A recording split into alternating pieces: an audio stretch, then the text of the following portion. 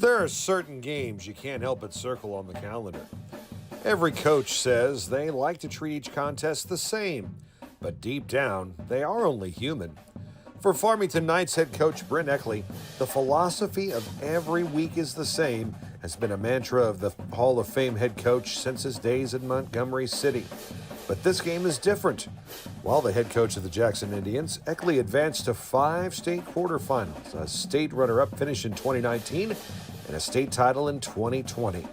And now, tonight, he will look across the field at the program that he was the heart and soul of for 11 successful seasons. Plus, throw in the fact that Farmington hasn't beaten Jackson since 2011, and that both teams are undefeated. It's a storyline that would make Shakespeare jealous. And back to tell us all about it is the dynamic duo of Greg Allen and Mike Reeves. For over 20 years, the two were part of almost every big game in every sport in the Parkland. Joined again by Jacob Towers and Wyatt Colley, the crew is ready to bring you the game with the most storylines of the season. It's the coach versus his old team. Brent Eckley versus the Jackson Indians. Next on Parkland Sports Live.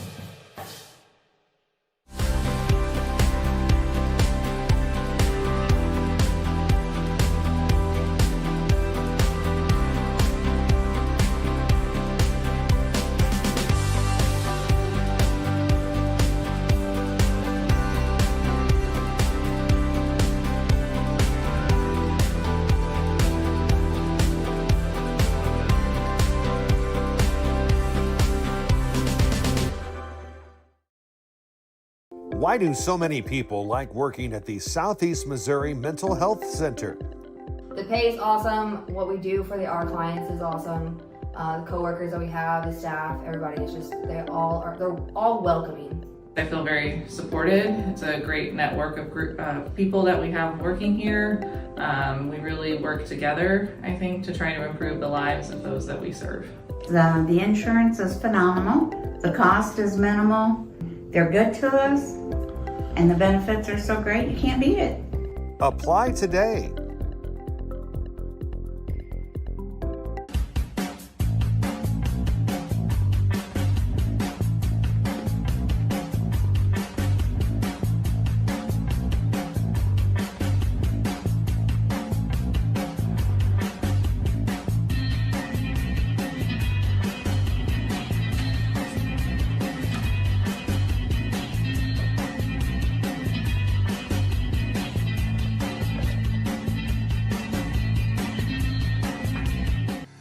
When comfort matters, count on Capayas Heating and Cooling. Proudly serving St. Francis and surrounding counties, they are your local Bryant Factory authorized dealer, delivering top quality heating and cooling solutions for your home or business.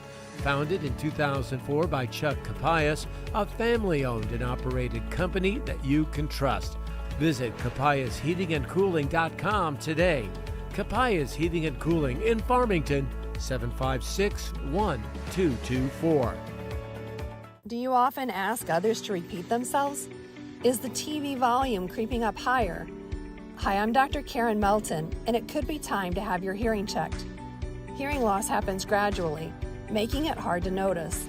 At Hearing Care Partners, we offer thorough hearing evaluations that uncover even subtle changes in your hearing over time.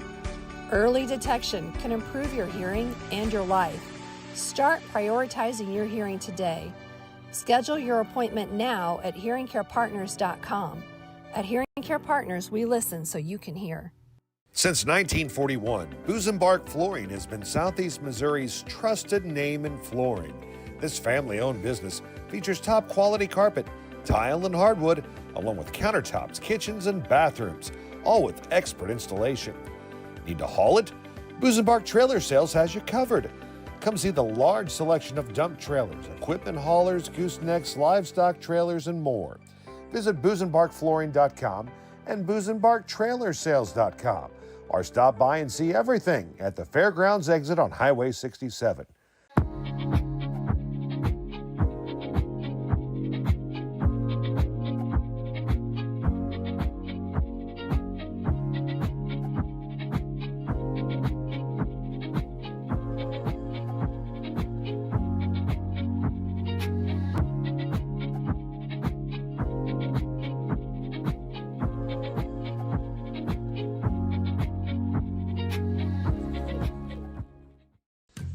kids, let's go to the Catfish Kettle. Yeah! Everyone's favorite is the Catfish Kettle. It's been a landmark in Farmington for almost 40 years. Get the famous all-you-can-eat catfish, chicken, shrimp, and homemade sides served family style for lunch or dinner.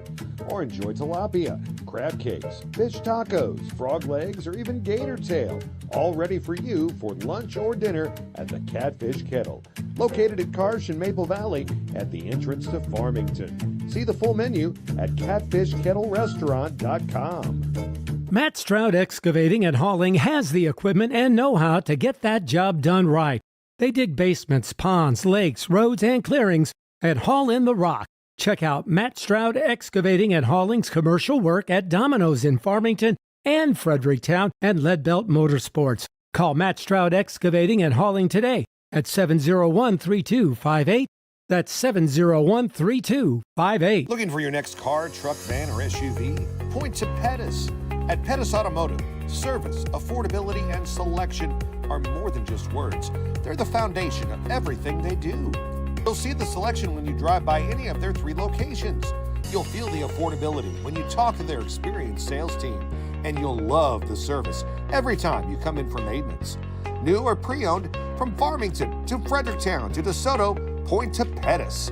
Visit pettisauto.com. Point to Pettis.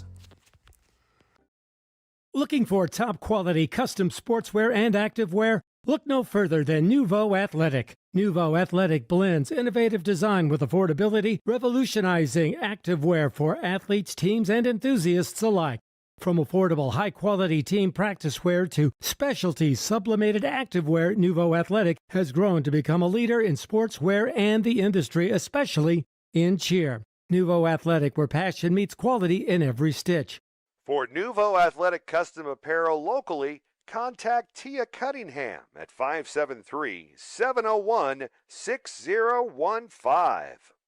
Life can feel like an uphill climb, but no one has to face it alone. Everest Counseling, based in Farmington, has been empowering individuals and families for over 20 years, offering support through life's toughest challenges. Specializing in at-risk youth and serving rural communities, the experienced and compassionate team provides the guidance and the tools necessary to thrive. Whether you're dealing with stress, anxiety, trauma, family conflicts, or just need someone to talk to, Everest Counseling provides personalized services to meet your needs. Contact Everest Counseling today at 573-330-4452. You could have expected a lot of change for the Farmington Knights coming into the 2025 season. New head coach. That means new offense to learn, new personnel.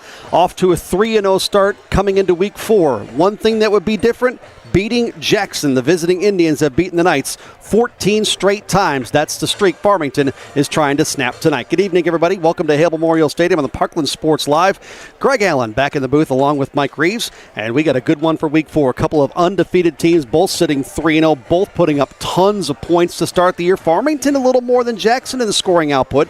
Great to be back inside Farmington. Great to be back with you, Mike. How you doing? I'm doing wonderful and been looking forward to this one since the schedule was announced for all the reasons you would expect. Number 1, I think both teams are really good. Number 2, I think both teams are capable of putting a lot of points on the board against any opponent. I think they could.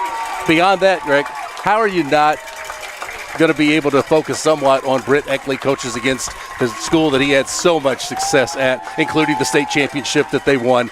There's all kinds of storylines and fun things to this one, but I always tell you going into games, I'm never sure that I could absolutely tell you what will happen, but I feel very confident in telling you the winning team tonight will not score 20. I think it'll be more. Have you looked at the history of this recent, even during the 14-game Jackson winning streak, winning team is in the 50s consistently, sometimes a little more than that. Jackson, during their winning streak, Greg, against Farmington, they're averaging 49.7 points a game in those 14 wins. So you would think one team or both are going to put up a lot of points tonight. Jackson hit 49 in this game last year. It was a good game down in the pit in Jackson. Mike, you and I were there along with Chad Speaker. 49-35. It went the way, of course, for the Indians. But it was a game that Farmington was in the fourth quarter. I sensed even then, talking to Eric Krupe, and I remember the postgame show that night.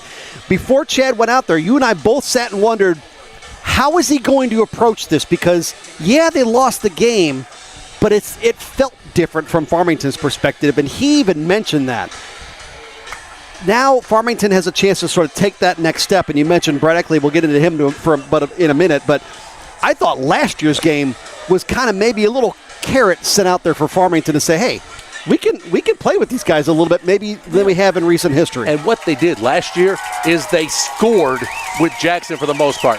Yeah, they lost the game 49-35. It's a 2-touchdown difference. I get that. But there's been times, Greg, that Farmington can't score with them, and thus you get the really lopsided games. We talked about Jackson averaging 49.7 during their winning streak against the Knights. The Knights have averaged just over 16. So a lot of the games have been really lopsided. Last year was not. And I think that's why we saw so much positive come out of Farmington after that. Hey, we competed and we went. We got in the track meet and we ran with them. Well, I just don't think you go into a game against Jackson, any team.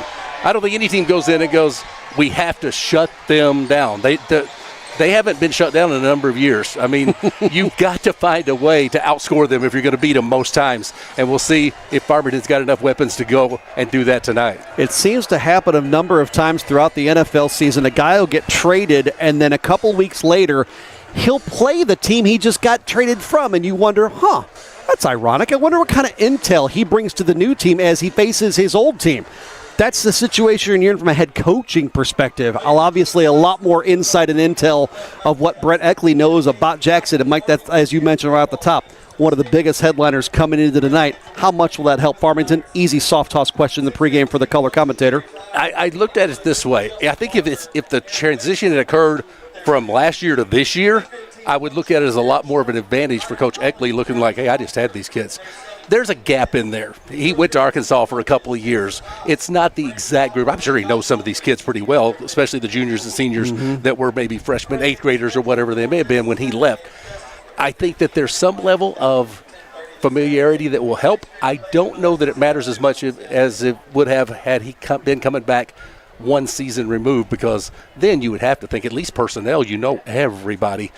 It may be a little hit and miss in that regard, but I still got to think it has some level of an advantage that he's got some familiarity with what this program does. Knuckleball Primetime pregame show on Parkland Sports Live. Great to have you with us for Week 4. A couple of 3-0 teams, Farmington and Jackson. Domino's Pizza, it's delicious, customizable, and brings people together. Call your local Domino's. Go online to Domino's.com or download the Domino's app today.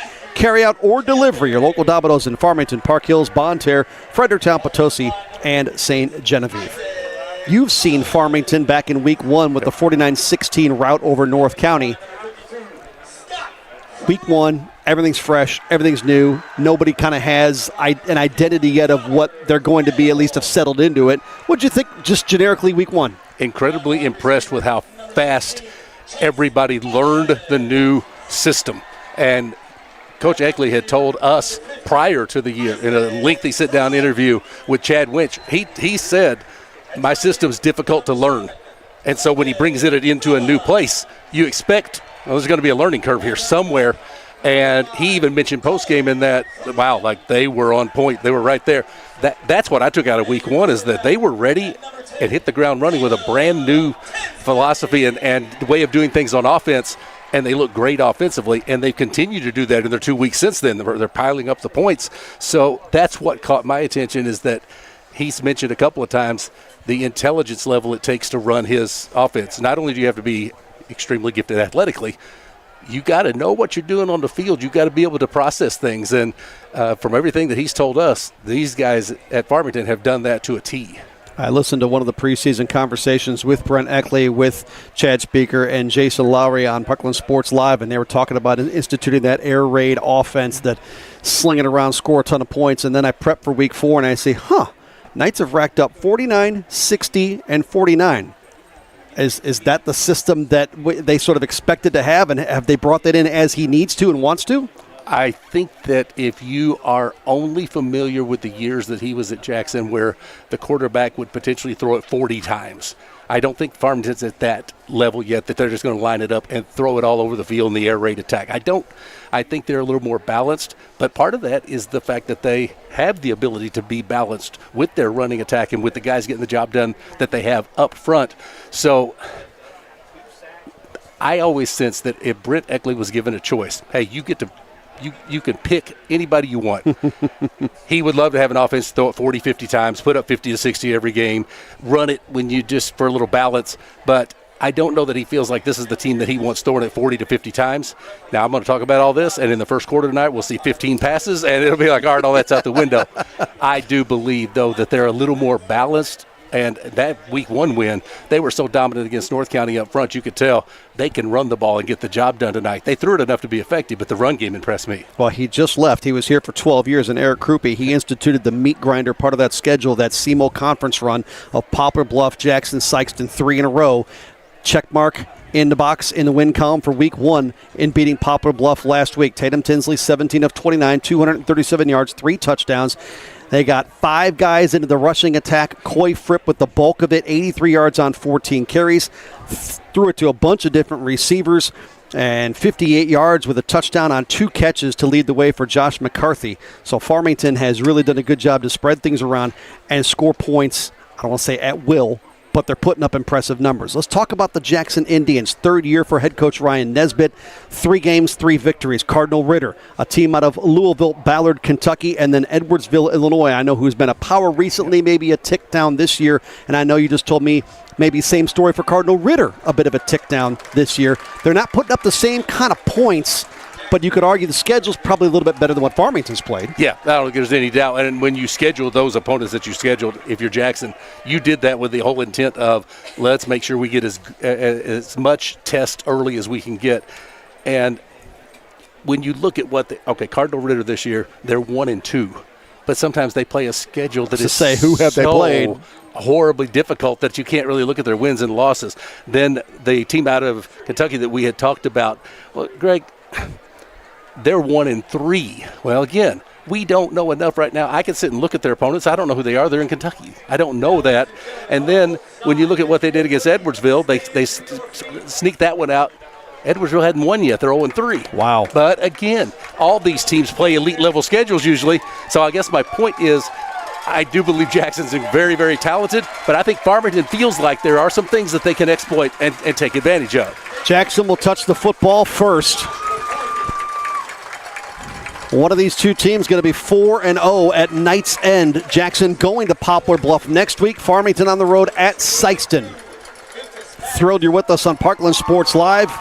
Greg Allen, Mike Reeves back in the saddle for Farmington Jackson. It was a thriller last year in the pit. What do we get here in 2025 at Hale Memorial Stadium? Knights to kick it away to get this thing underway. And a deep end-over-end kick. Blaine Reagan will return it just shy of his goal line. And Reagan able to get out near the 25-yard line, and that's for the Jackson Indians. Will start an offense for the first time tonight.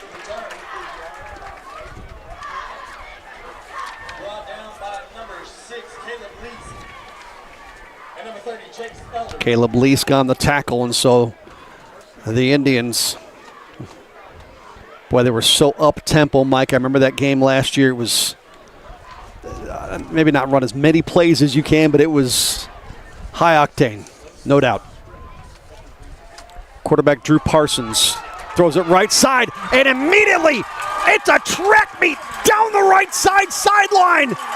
First play from offense. And Jackson easily flips the field in a huge reception. Jory Toma on the end of it. They take it from their own 26 to the Farmington 9, and the offense immediately to the line of scrimmage. What a play. Wow. A 65-yard pickup on the opening play of offense. Jaylon Hampton, right side, goal line, straightened and in. 2 plays to go 74 yards. Welcome to Jackson Indian style football. Mike, this is what they do. We saw it last year. It's what they do. They're so quick strike and so electric and so fast. Color commentators don't get to talk much when Jackson's got the ball. They can line it up. I think they had a 65-yard play, and they were lining up for the next play in a blink and in the end zone in 2 plays. Point after is up and good, and the Indians, an impressive first 2 plays on offense to get this one underway. We are only 26 seconds in, and the Indians on top of Farmington, 7-0. Here you see that touchdown run to the right side. Hampton be met at the goal line and able to fight that off and spin in.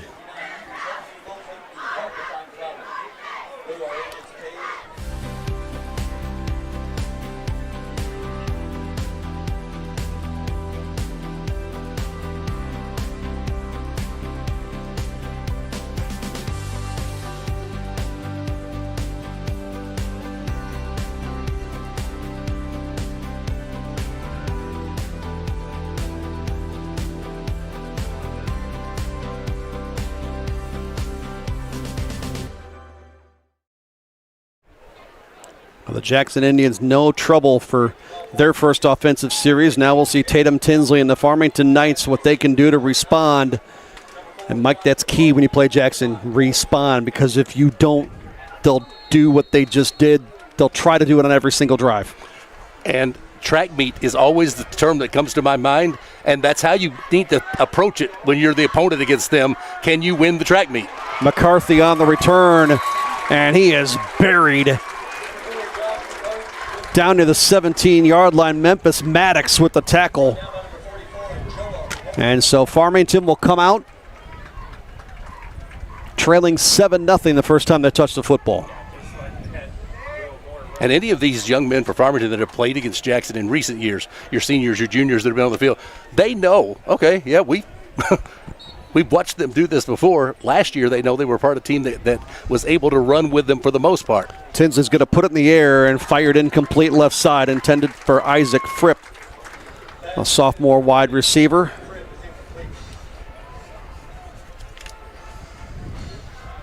Tinsley struck for 3 touchdowns last week, including the longest of 35 yards against Poplar Bluff. Knights spread it out, put a man in motion on 2nd and 10. Flags down on the play. Tinsley met right at the line of scrimmage. Dawson Bortner stood him up. Maybe gained a yard, but we'll check the penalty marker. Illegal shift or illegal motion against Farmington. See if Jackson elects to. Well, the Knights come out and on 2 plays stick it to the end zone. Farmington comes out and go in the wrong direction on their first series. That is against Farmington. I would think Jackson would decline this. If for no other reason, then it may mean they get the ball back a little quicker. They like having the ball. They are going to decline the penalty.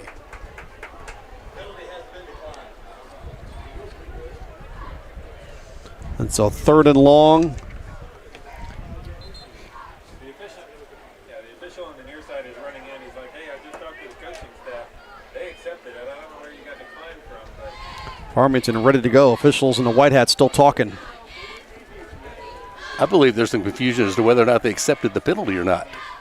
Well, you think that'd be kind of easy to figure out. They will accept the penalty, it looks like. Back them up 5 yards and 2nd down. And the official on this near side, as soon as he had seen the referee indicate declined, he was like, I'm right over here by the coaches. I don't think they declined it, so they did correct it and push them back 5. So now Tinsley out of the gun. 3 wide in the formation. Right, Jackson just chomping at the bit off the left side. Here comes pressure. Tinsley going to keep it. And we remember this from last year, Mike. It is so hard to run up the middle on Jackson. So now it's 3rd down and long.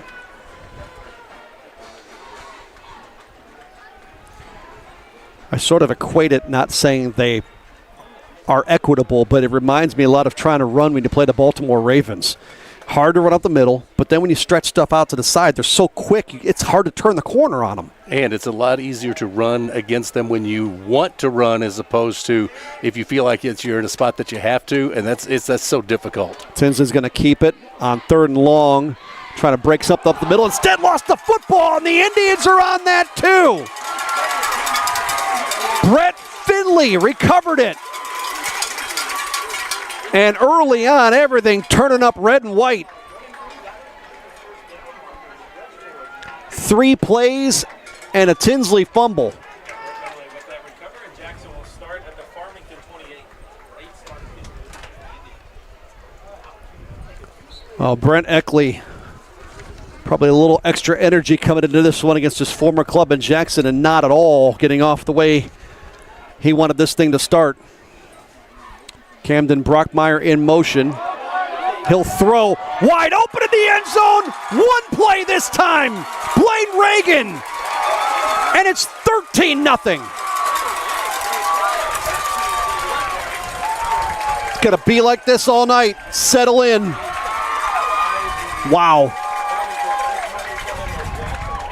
28-yard pass play. And Camden Brockmeyer, the senior wideout, hooks up with Blaine Reagan for the score. Jack Outman for the point after. Got pressure, but able to get it up and through. My goodness.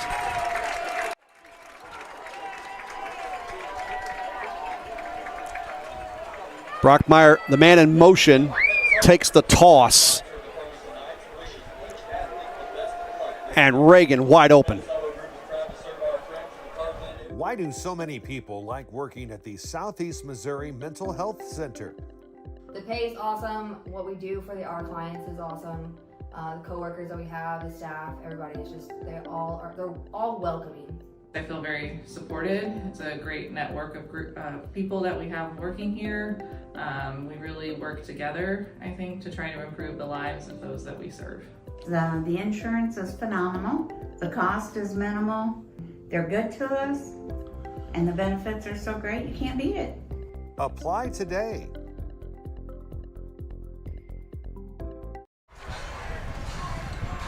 Plays of 65 yards, 9 yards, and 28 yards, and 2 of them went for touchdowns. That's the way this thing has started tonight in week 4 for Farmington at Hale Memorial Stadium. It's 14-0. And it's looked way too easy. If you're a Farmington fan and watching Jackson execute, they've run 3 plays, and each of the 3 plays have gone exactly as they would have wanted them to. The 65-yard pass downfield, the touchdown pass of 28, and 1 run play of 8 that went in the end zone. They've had nothing negative happen to them in the first minute 42 of this one. Oh, Farmington's got to put something together offensively to have some sort of possession time on this drive, and not on that play. Met at the line of scrimmage, Boyd Langford with the tackle. Coy Fripp.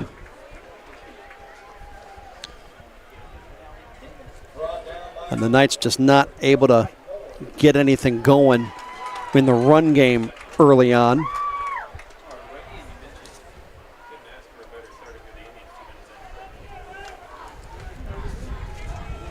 Well, your percentage looks real good if you run 3 plays and 2 are for scores.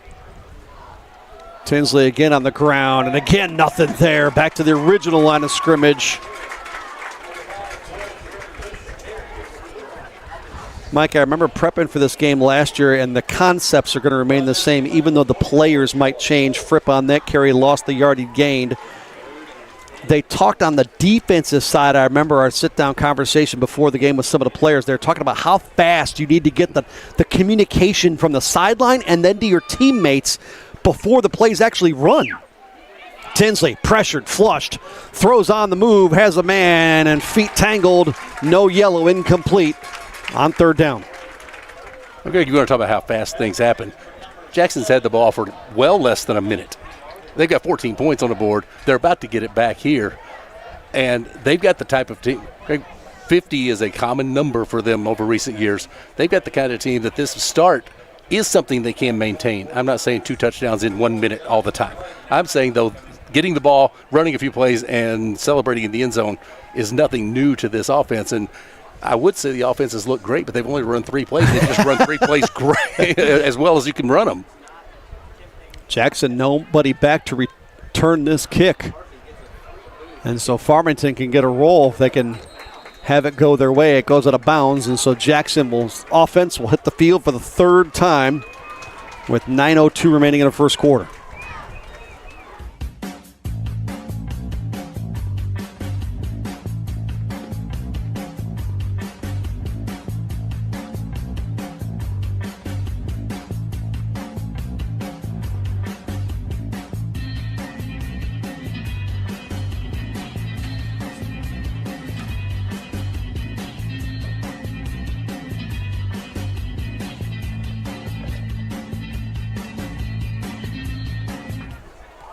Jackson from their own 42-yard line. This time play action for Drew Parsons. He is knocked down as he put it in the air. String it out, over the shoulder catch. How about 3 touchdowns in 4 plays? Oh my goodness.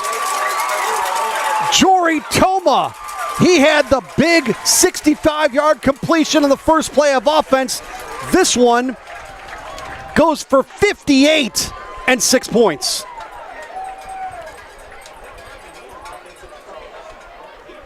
This is bananas.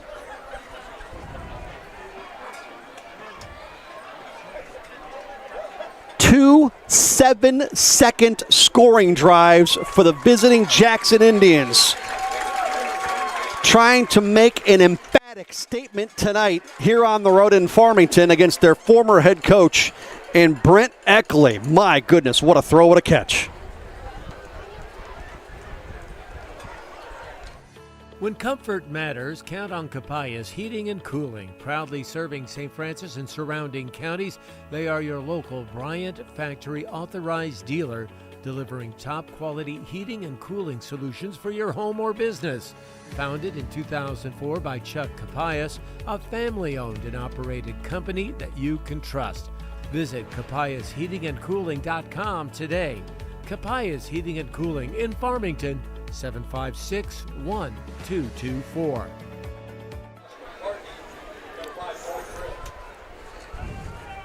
Short on words at this point, partner. Well, if folks are a little late to tune in tonight, you missed a lot in a very short period of time, and the scoreboard you're looking at is accurate. Flag comes in. I guess the ball just rolled out of bounds on the kickoff. But what else can you do? You know, they say in sports, well, you're never perfect. I'm going to say for 3 minutes and 5 seconds, Jackson's been perfect. I'll roll with that. What would you say they did wrong in 3:05? Come on. Right. On defensive possessions, they've gotten a 3 and out and forced a fumble. And on offense, they've run 4 plays and 3 of them have ended up in the end zone. I don't know how you could argue anything other than perfect. And by the way, in case you want to make the argument and you're just joining us and going, well, wait, they've only scored on 3 of their 4 plays. The one they didn't score on went for 65 yards. Okay, that's pretty elite level stuff. Farmington not only stagnant offensively, the 2 penalties of the ball game have been against them on pre-snap penalties. False start this time, illegal shift prior. The early numbers for Drew Parsons, quarterback for Jackson. He's 3 of 3 for 151 and 2 scores. And that second touchdown just a moment ago down the sideline, that's elite level throw. That is 1 step on defender and drop it in the bucket to him. And again, Farmington with the man in motion. That is Chase Owens. And the Knights can't get sequenced up offensively here. A massive crowd at Hale Memorial Stadium for this one. And a lot of anticipation with the headlining news with the coach going back to face his former club. Ryan Nesbitt has been at the helm for Jackson for 3 seasons. Brent Eckley takes over for Eric Krupe, who was in Farmington for a dozen years. Farmington again with a man in motion. Tinsley going to keep it on 1st and 20. He's going to get some of this back. He'll get back to the original line of scrimmage. And a gain of about maybe even 11 if you're generous. That makes it a little more manageable on now 2nd down and 10.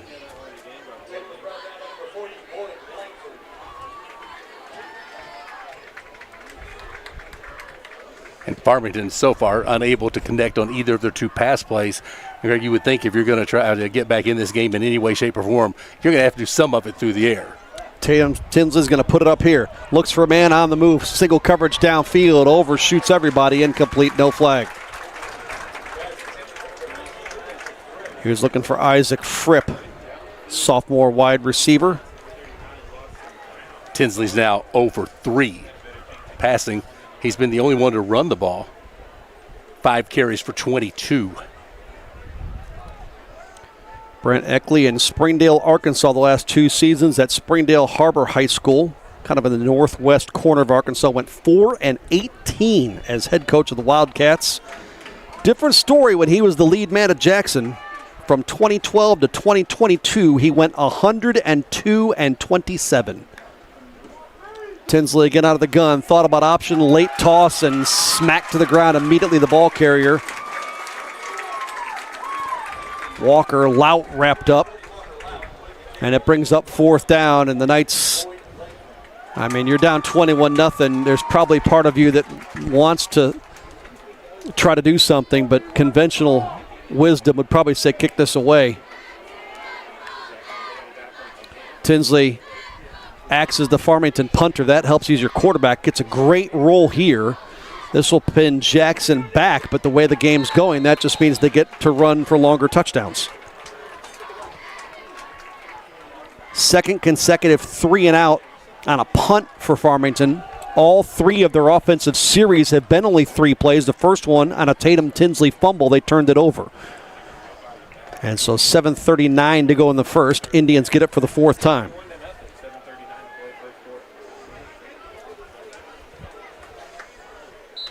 Well, Drew Parsons, senior quarterback, 5'11", 180. Out of the gun, he'll hand it off to Jaylon Hampton, the junior running back, and he'll spin upfield for a couple.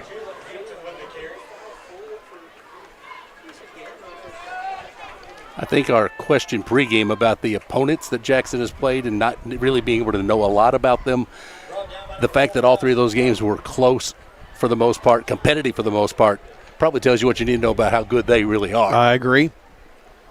Parsons all day wants another big one down the right side and overshot his intended target that time. He was looking for Evan Turley. And Jackson substituting quickly. Boy, it is a well-oiled machine that Ryan Nesbitt runs. He was 9 years the head coach at Troy Buchanan, a Class 6 school prior to coming to Jackson. Led that program to their first ever trip to the state semis in 2021. His coaching career began in 2009 at Lafayette County High School, a Class 2 school in Higginsville, Missouri. Parson barking out signals, pressure right up the middle in his face. Got rid of it, first down, pass complete, and down at the 30. Grant Brown on the end of that reception. Well, how about that target? Grant Brown, 6'1", 205 is your tight end. Another quick play. This one slung out to the right side. Blaine Reagan's got that. He stood up as he crosses the 40.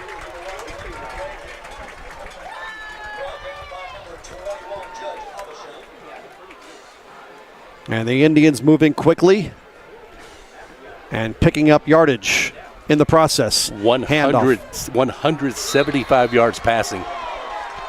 First play for loss this time was Jaylon Hampton on the carry. And they'll mark him for a loss of 2.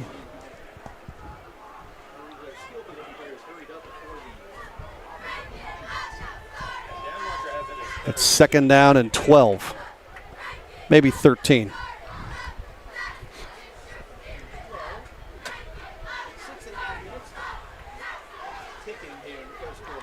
Bit of a high snap, no problem for Parsons. Wide open left side. Tried to turn that upfield to the 45-yard line and gets no more. Porter Herman on the tackle of Jaylon Hampton. And so now 3rd down and 6. Make it 7.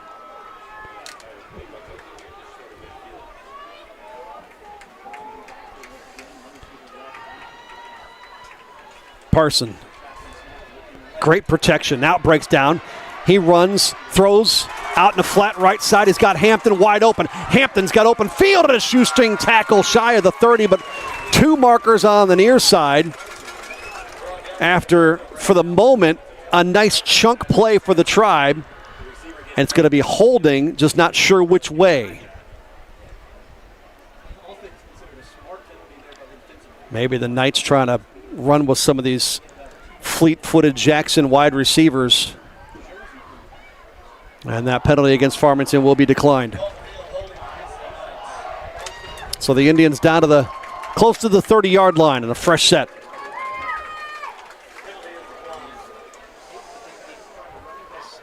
Well, you can tell why this Jackson team has won the last 7 straight SEMO Conference titles.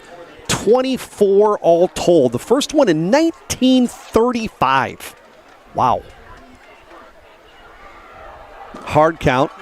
Parsons got 3 Knights to jump, but then never snapped the ball, so they all get back on 1st and 10 from the 31. Fake the handoff, give it to one of those big receivers, and straight ahead of the 20 is Grant Brown. Well, you talked about him being perfect through 3 drives. There's not been a lot since, Mike, with another defensive series and now an offensive series that would spoil what's been a really rock-solid night for Jackson. Total yards with 5:18 to go in the first quarter is 227 to 12. Hampton, lone man behind Parsons. Evan Turley in motion, ends up in a slot left. Parson looks back at his his running back rather, and Jaylon Hampton has a walk-in touchdown. Easy pitch and catch there. A 20-yard hookup.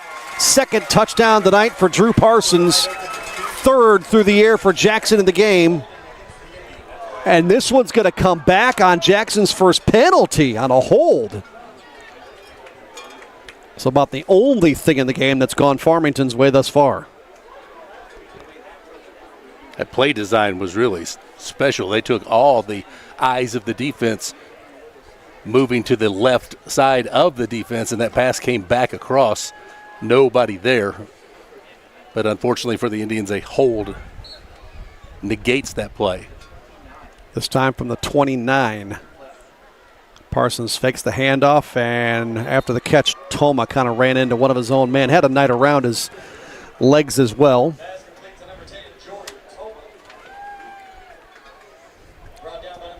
So second down long.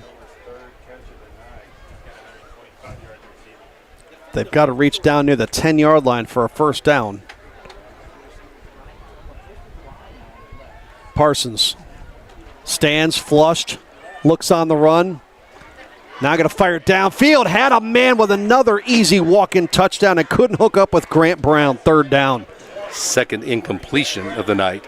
And a rare miscue.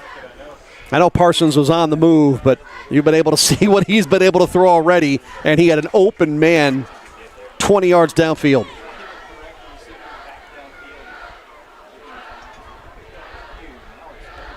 Well, impressive start for the visiting Jackson Indians. Keep in mind, this game last year, Farmington was in it in the fourth quarter, lost 49-35.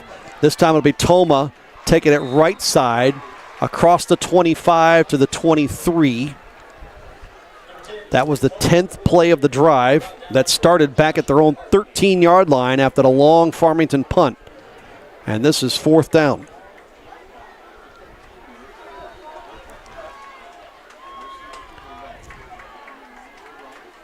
Trips left. And now maybe change the play call.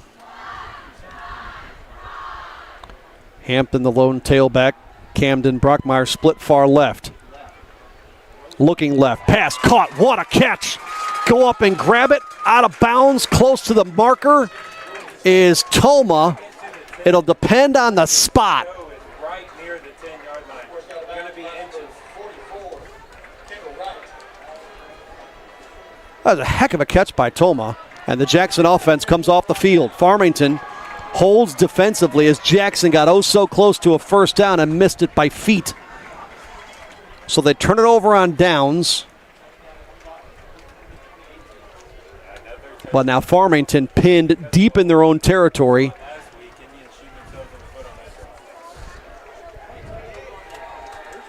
Farmington's starting field position in this one has been their own 17, 21, 25, and 10. It's bad enough to be down 3 scores, much less starting deep in your own territory. Tinsley out, swing pass left side. That's caught by Isaac Fripp. He's out to the 16-ish yard line with 3.5 to go in quarter number 1. Knights have not had a series yet that has resulted in a first down. First pass completion, Greg, I'm sorry. That was their 10th total play on offense. Jackson just coming off a series that went 11 plays. Pass over the middle, almost a one-handed interception by Nolan Bartles. No, maybe Aiden Sandler. What a catch that would have been. Boy. That was, he didn't locate it till right at the last minute, got the head turned around, stuck that arm at that hand out, and nearly hauled that in. Tinsley now 1 for 5 passing in the game. Keep in mind, Tinsley, 12 incompletions last week against Poplar Bluff, 17 of 29. And miscommunication in the backfield on the handoff exchange, and that play blown up. It's 4 consecutive 3-and-outs, one way or another for Farmington's offense. First one on a fumble, and then 3 straight punts after that. Anybody else, his 6th sack of the season already.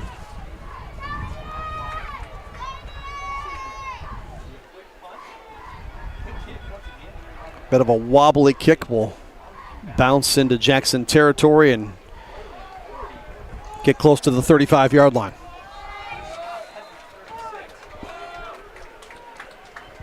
Coming to the end of the first quarter with 2:35 remaining. Well, we can take the perfection moniker off the game after they had a trip that did not result in points, and they did have to give it up on downs. Would still classify it as pretty darn good, though. How's that?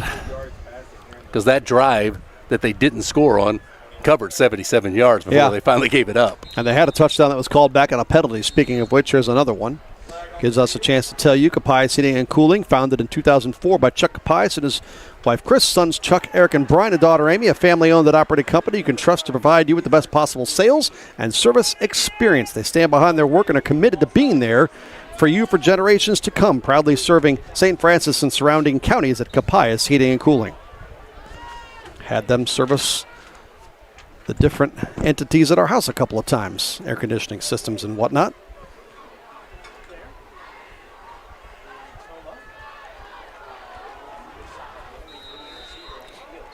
Boy, I snapped that play before the official blew the whistle. And another penalty against Jackson. So that's 2 in a row marked off against the Indians. 3 penalties for 20 yards against them. 2:34 to go in this first and 20 coming up. Jackson scoring on their first 3 offensive series. They only needed 4 total plays to stick it to the end zone 3 times. 9-yard touchdown run by Jaylon Hampton, 28-yard touchdown pass, Camden Brockmeyer to Blaine Reagan, and then Drew Parsons to Corey Toma from 58. And just like that, with not even 4 minutes into the game, it was 21-0. Now we get a timeout. We'll take this one with them with 2:34 to go in the quarter. It's all Indians, 21-0.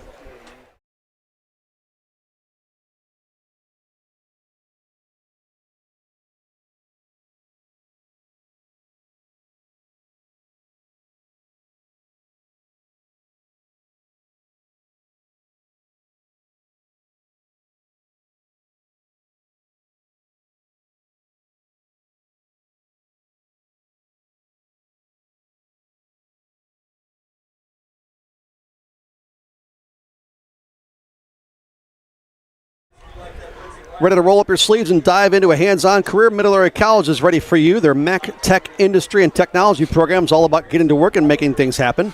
Welding, HVAC, auto tech, construction, and more. Take the first step to a fulfilling career in a Mac Tech program. Apply today at middlearea.edu. Late first quarter, 21-0 Indians.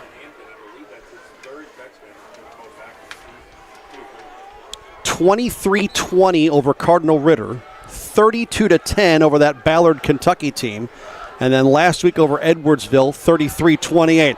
Big time bomb, this time just over the reach of the outstretched arms of Evan Turley. Otherwise, we're looking at a 70-plus yard touchdown strike. Boy, they like to air it out. And even if they're behind the sticks early in a possession, that was 1st and 20 after 2 penalties. You don't feel like you are in desperate, oh no, we've got 1st and 20 mode. They almost made that up and more with a scoring strike there. Trips left, Parsons. Pass juggled and caught by Toma. And he brings it to a manageable. I say that somewhat in jest. It's almost like anything's manageable no matter what it is for Jackson. But for most football teams, a manageable 3rd and 9.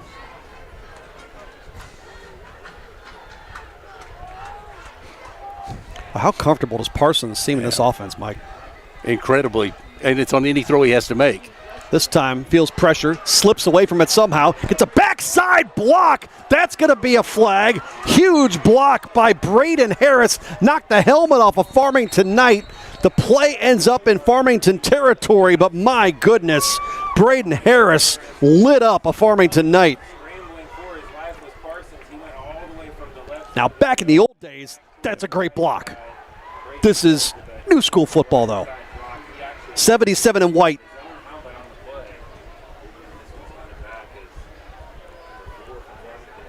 I'll agree with you completely that there was a time when that was just a laid out block.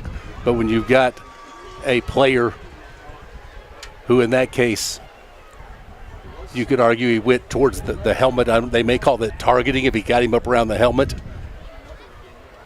Well, that'll be a big foul. Personal foul variety, 15-yarder. Boy, Mike, you can see that block coming, though. Quarterback changes direction. The defenders aren't kind of watching their blind spot out to the left, and that is where Brayden Harris was lurking. So that third and manageable has turned into a third and a ton, 3rd and 31. Parsons out in the flat, Hampton right side.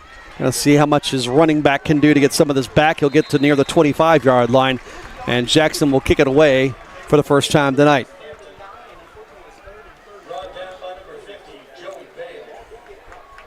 Some kind of block.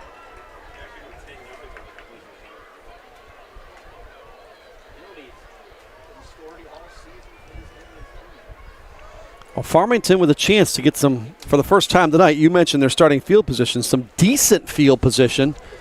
If they can get some kind of return here, the return man even right now standing at his own 45. That punt, however, is going to drive them back, and they're going to let it bounce and out of bounds around the 27, so maybe not as good as they could have had.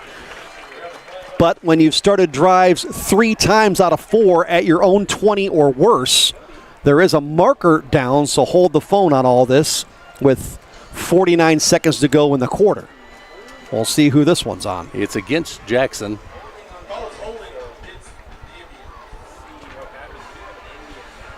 And it's going to be declined. Boy, Mike, I would have why would you not take that penalty? Yeah, I'm kind of thinking. I mean, back you got a lot better chance, a better field position, you would think, if you just make them re-kick it, because that was a good kick. Put them all the way back to the 28. Huh. Interesting decision for Brent Eckley. In any event, from their own 27.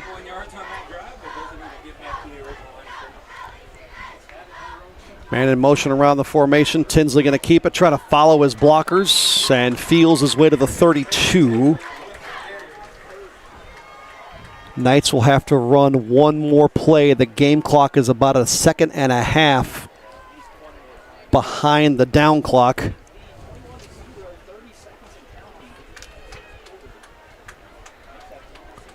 Although getting plays off has not been an issue for either team tonight. Both operating quickly. Tinsley, RPO, going to keep it this time.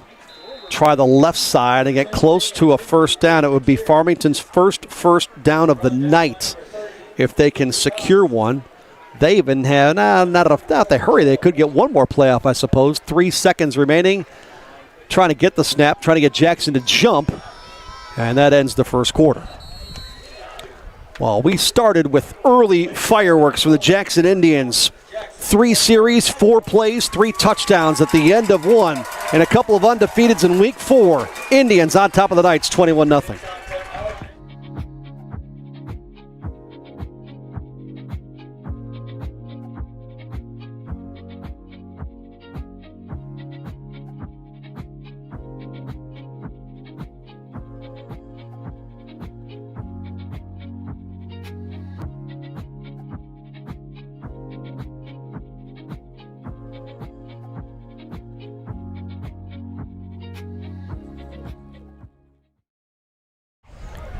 Back inside Hale Memorial Stadium, that's Mike Reeves. I'm Greg Allen. Great to have you with us on Parkland Sports Live. Next week, we'll greet you from St. Genevieve. Likewise, a couple of 3-0 teams coming into tonight. Park Hills Central and the St. Genevieve Dragons. I saw the St. Dominic bus coming down Highway 67 on the way here tonight. St. Dominic in Park Hills to take on Corey Schweiss and the Rebels. That Rebel Ball Club, Greg, they're doing what you and I working together for so many years talk about. When you build programs and programs find a way that they will be successful, there's nothing so far. I don't want anybody from Park Hills getting on me for this. There's nothing about that team right now that is eye-popping. Nothing. From Central? But they do everything they can to win a game, and at the end of the night, they walk off the field with wins. I mean, what else do you ask for? They're not nearly as talented as some teams that I've seen over there in recent years, but they find a way and they get it done. That game at Jefferson we did is the biggest example. Tatum Tinsley has Farmington's first down of the night. It comes seconds into quarter two. That game at Jefferson you're referencing. Central trailed in that game in the second half, ended up going to overtime and winning by 1. That was a couple of weeks ago. Farmington trying to get some rhythm on offense. Tinsley flooded right, being chased by now 3 Indians, turns the corner and gets upfield, still alive and out of bounds near the 40. And I remember, Mike, when we saw this game last year at the pit, we talked about so much goes through Tatum Tinsley, the reliance of the sheer volume of plays that he has to make from the quarterback position, whether it be like that with his feet, and then, of course, the times he likes to throw it. Well, he's been the primary focus again tonight, whether it be running it or a few times throwing it. This time he'll spend that play tying his shoe after a handoff. That's the first carry for Coy Fripp, lost a yard. Tinsley has rushed 10 times for 56, and he's 1 for 5 through the air for just 6 yards. Well, he's got second down and 12 out of the gun with 5 into formation. Looks left, throws pass over the middle, tipped and incomplete. Trying to hook up with Isaac Fripp off his hands and brings up third down. It's one of those balls that I deem that, is it a perfect throw? No. Is it a ball that can be caught and advanced for positive yardage? Yes. And you get a few of those in the game that it wasn't exactly where I wanted it, but a receiver can make a real good play and make something of it. Not saying it was an easy catch, but it's a ball that you'll sometimes see hauled in. He just couldn't bring that one in. Got one hand on it. Jackson jumps initially, but no contact, so back lined up proper. Slinging out to the right side and immediately trying to get out of a grasp at the 40 after the catch. And so 4th and long coming up here. A 7-play drive at the moment for Farmington, but 4th down is upon us. At the Indians 40, the Knights will go for it. Nolan Blankenship is out there. Hudson Buchanan. Blankenship coming to the bottom of your screen. Single coverage at the bottom, Mike. And Tinsley rolls that way, looks that way, steps up, can't get rid of it. And under siege at the 45, and down he goes.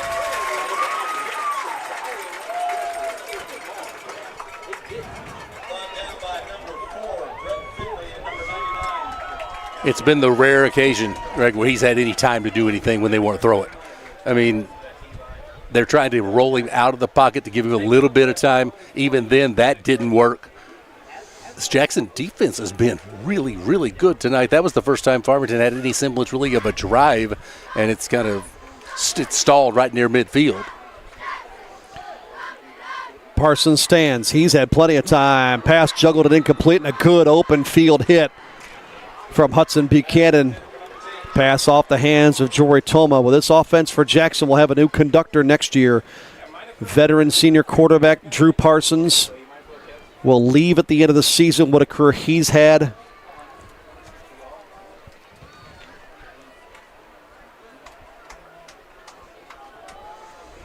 This drive from their own 46. Hand off to Hampton. Comes to the right and thrown out of bounds by Porter Herman right near midfield. We'll talk with Brent Eckley coming up on the back side of the intermission report. Brought to you by Southeast Missouri Mental Health Center. Third down.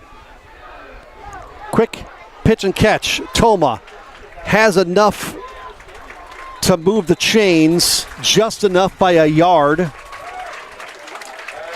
And that was a play where Parsons just got it into another playmaker's hand and said, you do something with it.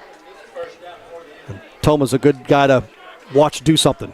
Now, how many times have you heard coaches over the years, I don't care if it's high school or college or all the way up to the NFL, talk about quickly getting the ball in the hands of playmakers, guys who can do things. Well, there's a few of them on this team and got rid of it there to one that could do something. 10 in white is one of those in Corey Toma. That handoff to Jaylon Hampton. Toma comes off the field on this play for Camden Brockmeyer, who came in and took a toss and threw a touchdown pass earlier. Greg, the rushing numbers for the Indians here in this first half, not impressive. Not that they have to be, given that they've thrown it for over 250 yards in the first half. But Hampton 24 yards, Parsons 5, Toma 5 on the ground. Sling it to a slot receiver, a little bubble screen. Upfield goes Blaine Reagan after the catch to the 25-yard line. That bubble screen is so predicated on having blockers, and Reagan had a few to be able to run behind. Now Parsons quickly comes up under center. This would be different. He'll take the snap, but flags fly. And it's offsides against Jackson. Their fifth penalty for 40 yards. The Indians have thrown for 268 in this first half. There's 9:19 to go in the half. Not to completely put you on the spot, but Farmington's total yardage in the game? Total yardage in the game, 43.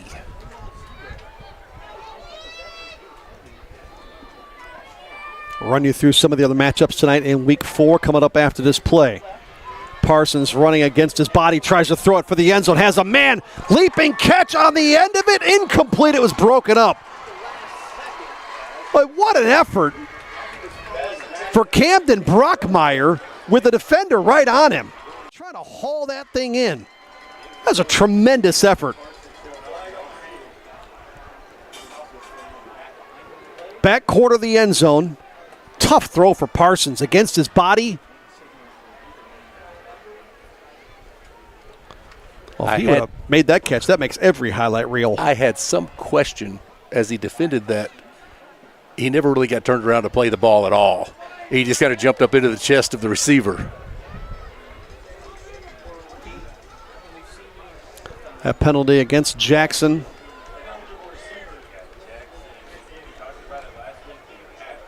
And so first and... They had an ineligible man downfield. That play did take a little while to develop. You'll sometimes have that happen. First and 20. Give it to Hampton near side and hanging on for dear life, and a late throw out of bounds by one of the Farmington Knights. That was Caleb Leask. That may have been a little bit tardy on the sort of throw. No hanky on that play, second down.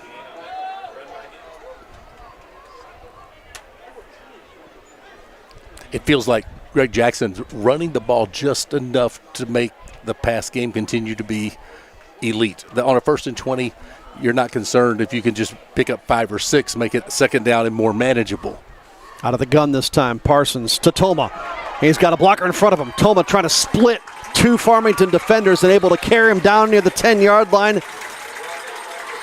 Fresh set of downs for Jackson. They're on the move again, already up 21-0, and here they go with the hurry-up. Parsons already set for the play. Here's the snap.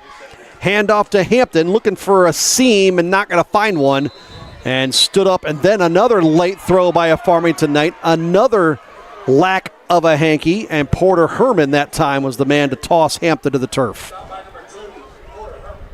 I don't know about you, Greg. I feel like watching the game, taking the clock out of the equation, I feel like we should be at the half. I mean, and you look up and they've got 8.5 minutes to go in it. And with Jackson having not scored now in quite some time by their standards, especially since they scored 3 touchdowns in the first 3:05 minutes. Yeah, 3:05 of the game, and they had 21 points on the board. You kind of feel like for them, they view this as, hey, we need to get something out of this. But we had a couple of drives not do what we want them to do. Parsons to throw. Has a man left side and down to the turf to make the catch. They're going to call that good to Camden Brockmeyer.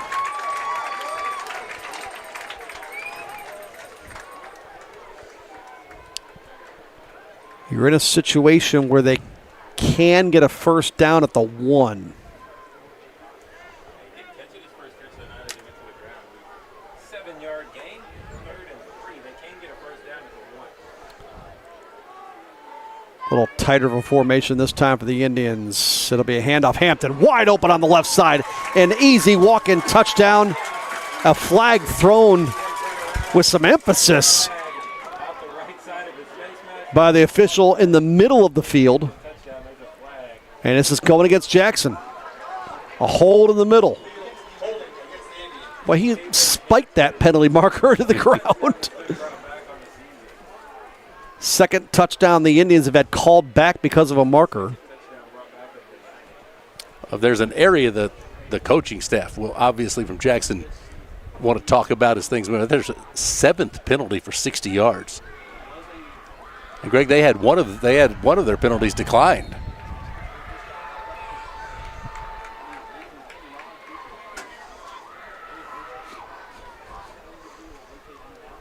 So that makes it 3rd down out to the 14-yard line. They can get a first down at the 1. Parsons to throw. Wanted to go left. Spins the other way. Has all kinds of open field. Going to try to take it himself and just muscle his way to the end zone. Drew Parsons with a big man touchdown run on that play. 14 yards. The last 2 the hard way. Parsons saw it all coming in front of him, too. He knew he was going to have to deal with multiple guys and just played bowling ball to the bowling pins and fell into the end zone. You could tell when he saw the open field at about the 5-yard line, he knew for me to score, I've got to just put a shoulder down and go. And he did not shy away from it in any way, shape, or form. Perfect on 3-point after tries thus far has been Jack Outman. And timeout before this one comes from the Indians. They're going to pick up that flag, whatever they had that on the field for, and there will be a timeout taken by Jackson. 8 plays, 54 yards, 3 minutes and 33 seconds on the scoring drive. We await the Outman point after. I failed to give you the other games around the area in week 4 when I mentioned it earlier. Hillsboro's at North County. Mentioned St. Dominic and Central. Here's that point after by Outman. He is 4 for 4. The St. Gen team we see next week goes to Potosi tonight. Fredericktown at Valley Catholic. There's another penalty marker down. Festus is on the road at DeSoto. Their football stadium underwent an over $1 million renovation in the offseason. Jefferson at Cuba, Crystal City at Confluence Prep, St. Vincent at Herculaneum, Northwest at Webster Groves, and in Brentwood, Windsor is playing Clayton tonight. Total yards now 280 to 43. Take a look at that Parsons touchdown run.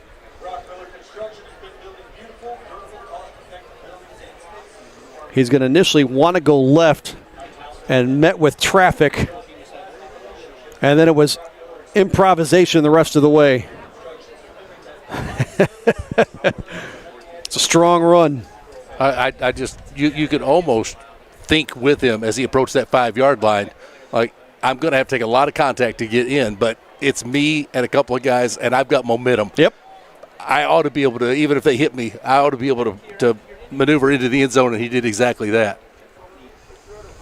Yeah, when he turned after initially looking left and then turned back in the middle of the field, everybody in Hale Memorial Stadium is like, he's got all the yardage he wants. I mean, there's nobody there. It's just how can he get through that last 2 or 3? Can he get through defenders? And he certainly could. Jason Lowry, Mark Toady bringing the Parkland Podcast live every Saturday morning on Facebook and YouTube. Local news, events, sports, and interviews, and local news makers. If it's happening in the Parkland, you'll hear about it on the Parkland Podcast, live every Saturday morning and available to stream or download wherever you get your podcasts. So check that out tomorrow. Farmington trying to get something going on offense here before the half. Still 7 minutes to go in this half and running laterally across the field. Able to get outside the 40 is Josh McCarthy, and now markers come in at the end of that play. It looked like Caleb Leask of the Farmington Knights may have had a little extra hit after that play had ended. That's what I saw from a pretty distant vantage point. We'll see if that's what they indeed do whistle. So they're going to go against the Knights. What would have been decent field position, we backed up 15 yards against Farmington, would have been around the 41. So this will push Tatum Tinsley and company back into the shadows of the red zone. Farmington's 4th penalty for 30 yards. Knights starting position tonight on the field, their own 17, their own 20, their own 35, their own 10, their own 27, and here their own 26. So work to do on this, what is the 6th drive on offense of the half. Still 7 minutes to go. Tinsley, pressure, picked up nicely, fires downfield, and incomplete, no yellow. He wanted Isaac Fripp. Tinsley, 2 of 8 for 6 yards. Farmington through the air, 6 yards. Through the air for Jackson between 2 different players who have thrown the ball. 294. In a half. Tinsley on a straight ahead give this time across the 25 back to the line of scrimmage. 3rd and 10.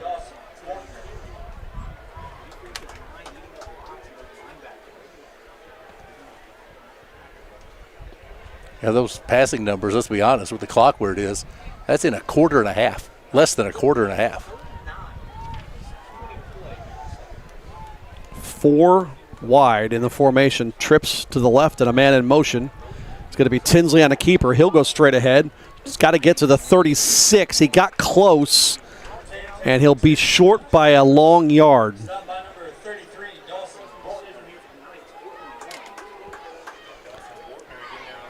$54 yards rushing for Tinsley. 4th down. They backed it up a little bit, 4th and 2, and Farmington going to go for it here. Tinsley not going to get there. He got tripped up in the backfield, did his best to try to move forward. May have even lost a yard of the process, and the Indians get the ball back in plus territory.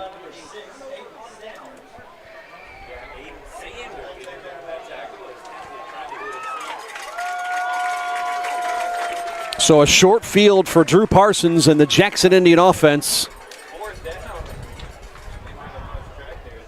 Last time Farmington beat the Jackson Indians, October 7th of 2011. A 50-14 Knights win here. That was the final of 3 straight Farmington wins. And since then, it's a series dominated by the Indians. Brinkmeyer out in the flat right side. Eludes a man, has a blocker. Couldn't quite use him 100%. Blaine Reagan may have been guilty of a blindside block if he throws it. Probably smart not to throw it and let Brinkmeyer try to get in the end zone by himself.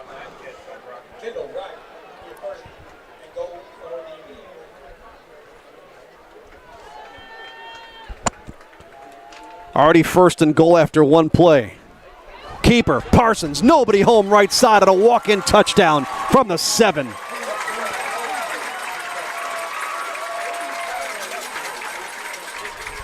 Well, Drew Parsons has his 2nd one on the ground. He's thrown for 1. He's been involved in 3. And that makes it now 34-0.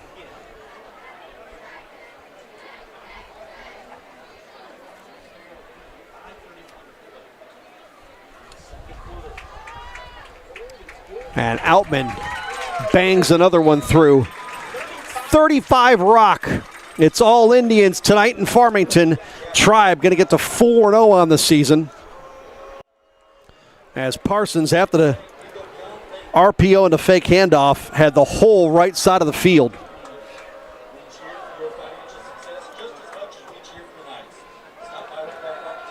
That's the easy way to do it. 35-0. We'll take a break, bring you back to Hale Memorial Stadium right after this. Do you often ask others to repeat themselves? Is the TV volume creeping up higher? Hi, I'm Dr. Karen Melton, and it could be time to have your hearing checked. Hearing loss happens gradually, making it hard to notice. At Hearing Care Partners, we offer thorough hearing evaluations that uncover even subtle changes in your hearing over time. Early detection can improve your hearing and your life. Start prioritizing your hearing today. Schedule your appointment now at hearingcarepartners.com. At Hearing Care Partners, we listen so you can hear. 5 touchdowns on the night for Jackson. That one right there, the 4th one out of 5 that took drive time 25 seconds or less. 14 seconds on that drive, and the Farmington return man is swarmed under at the 15. 2 plays, 33 yards, 14 seconds. Outman the point after, 35-0 Indians. Okay, I will tell you, as a one-person stat crew, trying to stat Jackson the way they play is mind-boggling because it goes so fast. They get up to the line and then they move things. But Greg, this is a game, and I don't have time of possession, but you could honestly. You could have a game right now where time of possession could favor the team losing 35-0. Agreed. I agree with you. They score so fast.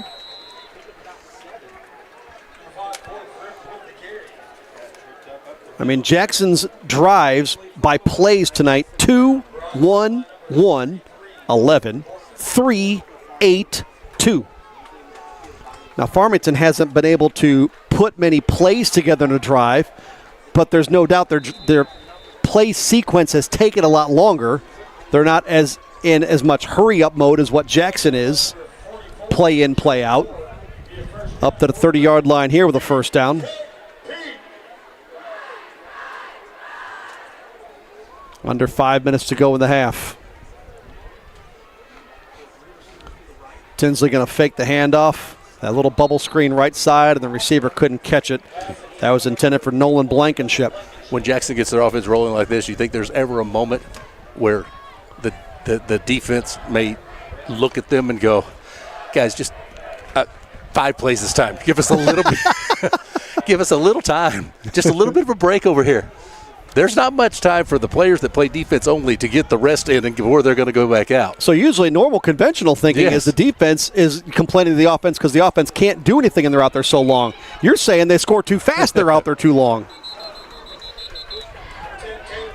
Tinsley going to take it just over the 35-yard line.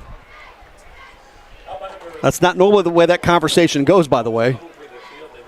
The ask is still the same. Yeah, a little more time on the sideline to rest. Right. But, yeah, normally it's offenses going 3 and out. Inept, right. Like you guys can move the ball a little bit. Well, in this case, you mentioned it, they're oftentimes not running 3 plays, but it's because they're celebrating touchdowns. Coy Fripp in motion ends up in a slot right. Trips right. Ryan Nesbitt looking for his 20th victory as head coach of the Jackson Indians, 19-5 coming into tonight. And this is 3rd season at the helm. And we got a timeout taken by Farmington. Well, you talked earlier about Jackson's run in the conference play and what they've been able to do. And this year, after we see what we're seeing tonight and what we know about Farmington with a win over Poplar Bluff already, and Sykeston is not yet ready to step to that next level. Cape Central's off to a really good start, hearing a lot of good things. And there's been many years where Cape Central and Jackson have been the 2 teams that are going to decide that conference. So you start to look ahead a little bit. And that matchup, which doesn't come until the last week, or the second to last week of conference play, week 6. And they've got them at home to the Indians. Think that place will be rocking a little bit that night? Yeah. Well, I know I made my first trip to that place last year. It was phenomenal. I've heard so much about it over the years, never got a chance to actually see a football game there until we went for this matchup last year down in Jackson. It was tremendous, Mike. The venue's awesome. The presentation's fantastic. Well, you hear a lot of talk. Their team's okay. Greg, about game day presentation and atmosphere. It's not always just about the football. I know it's at the higher levels you hear it. You know, for years, Missouri was kind of knocked for, well, they don't quite have that game day atmosphere that, you know, the SEC brings. You hear they've ramped that up tremendously lately. Missouri does feel a lot more like a legit, hey, we're going to watch top end football.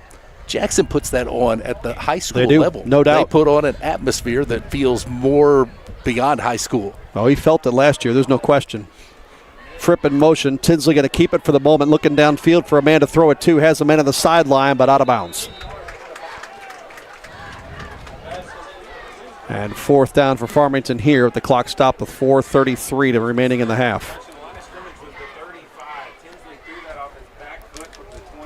Tinsley 2 of 10 now. 6 yards through the air. He has rushed for 64. Farmington as a team has 71 yards rushing. That's where the yardage that they have accumulated has come. Tinsley, high snap, has to try to gather it in, and that's the best he can do. Stood up, brought back, wrestled down Jackson football in fantastic field position.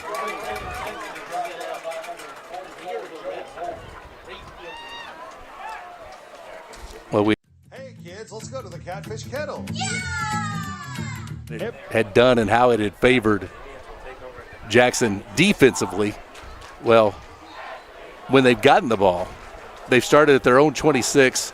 They've started at the Farmington 28, their own 42, their own 13, 36, 46. The last 2 drives at the Farmington 33 and 26. Parsons hung up in the backfield trying to get away from a shirt grab from Caleb Leask, who's able to hang on for dear life until some of the other cavalry can show up. And it's one of the biggest negative plays for Jackson thus far, not including penalties, second down. And Greg, under normal circumstances, a 7-yard loss on first down, you feel like you've almost ended that drive before it begins. Not for these guys. The way they're playing, I don't think they view it as anything. They've got 3 downs to get 17. And given what they put up in this first half, that doesn't feel like it's unmanageable at all. Parsons, great fake, single man, open. Toma, downfield, elevates, cannot hang on. Oh, he was open. And a rainbow throw from Parsons on the money, and Toma, defender eventually able to maybe get a hand in there to do something to break up the pass, and Toma can't quite reel it in. What a play, though. Felt like, one, he underthrew it a tad. He could have thrown it out in front of Toma just a little more, and it did have a little more air under it than you would have wanted it to have had. They nearly connected. Parsons this time to Brinkmeyer, who fell down, or Brockmeyer, beg your pardon. And you mentioned 3 downs to get 17 yards. Well, here's the last crack at that. 4th and long.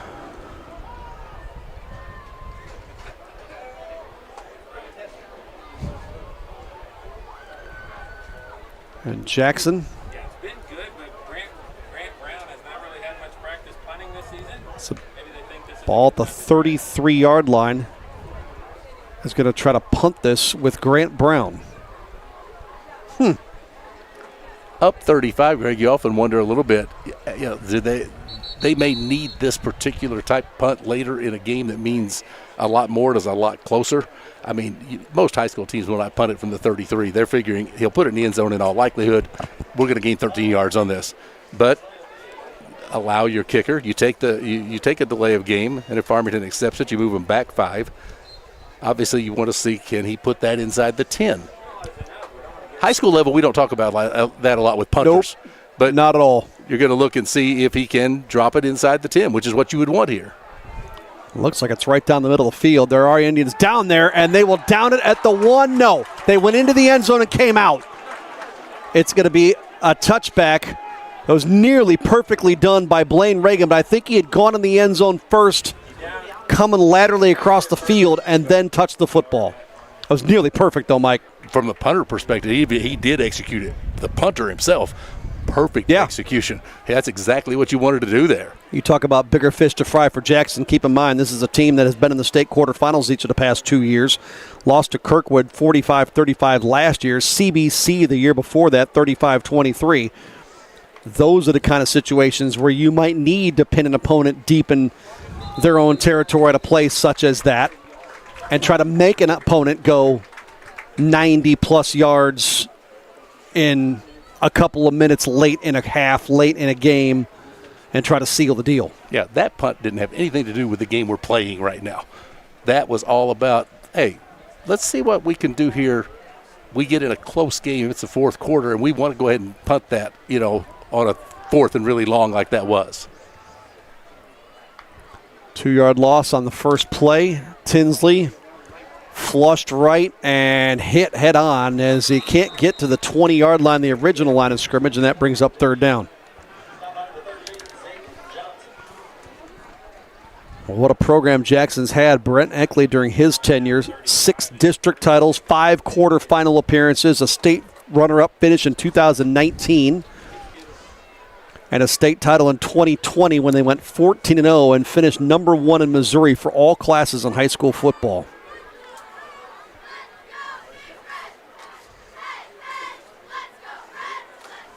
Third and long for Farmington. Trailing by a bushel full and then some. Tinsley to throw, pump fake, hangs onto it. Straight up the middle. He's got first down yardage on the third down scamper. Clock will cross 2 minutes before the next play.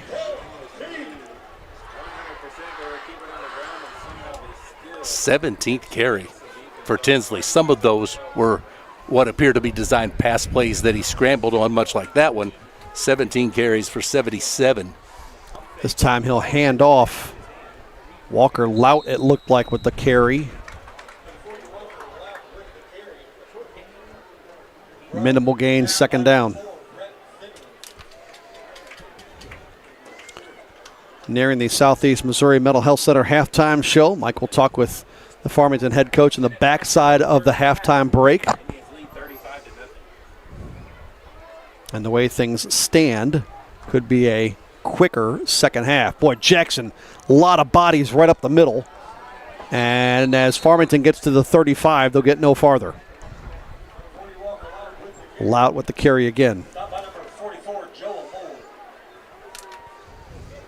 And this is one of those drives, Mike. It's not a ton of plays, 5 currently, but slow to develop, taking time, and that's how we talked about Farmington may own the time of possession battle, but that does nothing for what the scoreboard reads in the category that matters. Yeah, when you've got teams that can score as quickly as Jackson does, the time of possession almost becomes an irrelevant stat. Tinsley across the 40, trying to drag the pile to the 45. Tinsley's going to go home and need an ice bath.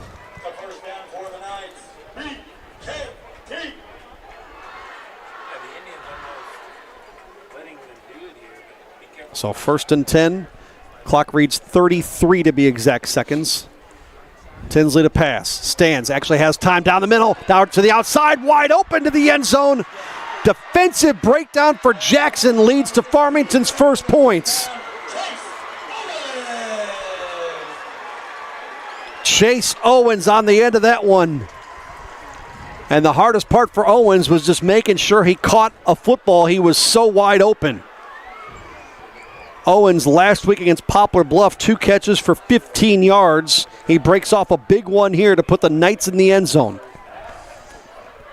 54-yard hookup from Tatum Tinsley. Back to attempt the extra point for the Knights, number 23, Caden True.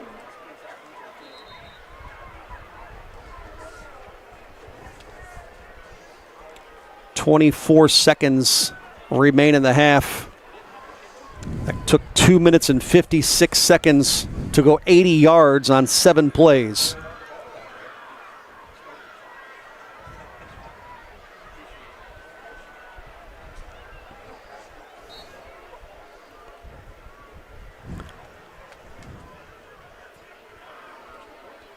Caden Truman, flag down on the kick, as I believe he was run into by Gage Parker. The kick is good. And that makes it 35-7.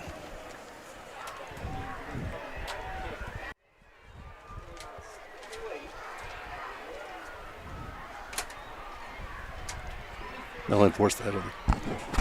Chase Owens, they fake the bubble screen and just down the right side sideline. It almost looked like Jackson had started to think along with Farmington. They're just running the ball. They're running out the half. They're ready to get to the – and they got everybody up near the line of scrimmage, and that play had nobody in coverage down that far right sideline. So 35-7 with 24 seconds to go in the half. The Pettis Automotive player to point to is given to a different player every game. For making a play, you can point to for making a difference in the contest. An offensive lineman who makes a key block, a punter who pins the opponent inside the 10, or a backup player who steps up big to keep momentum alive. Point to Pettis Automotive, your hometown choice for great vehicles and service. See the difference at pettisauto.com or see for yourself in DeSoto, Fredericktown, or here in Farmington.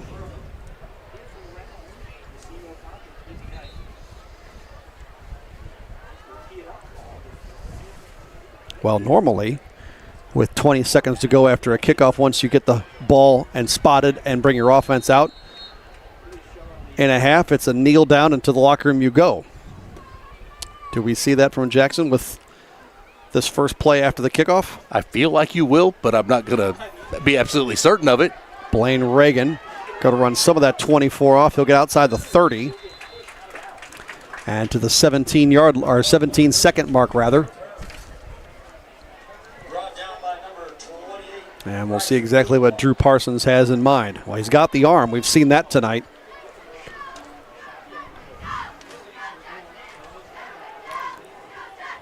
They'll put it at their own 32-yard line.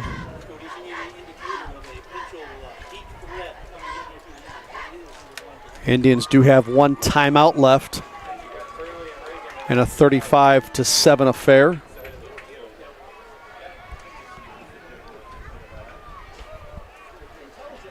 Now they're going to spread it out, at least show and make it look good, and then bring the back into a slot left. Parsons to stand, thought about heaving it, takes off upfield. He's got a first down, now looking for a sideline, and a job well done by Drew Parsons, and leaves himself with 9 seconds.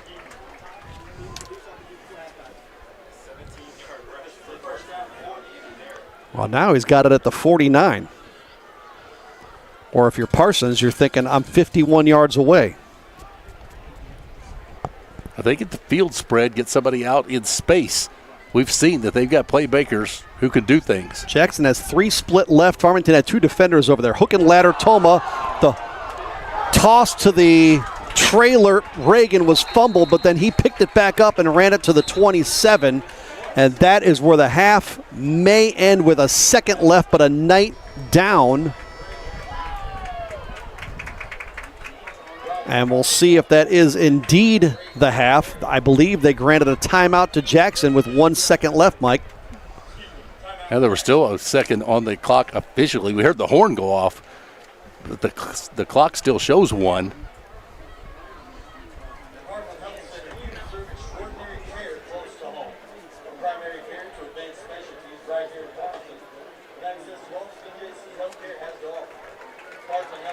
Looks like Kendall Wright is the injured Knight being assisted to the sideline across the field. Sophomore Kendall Wright.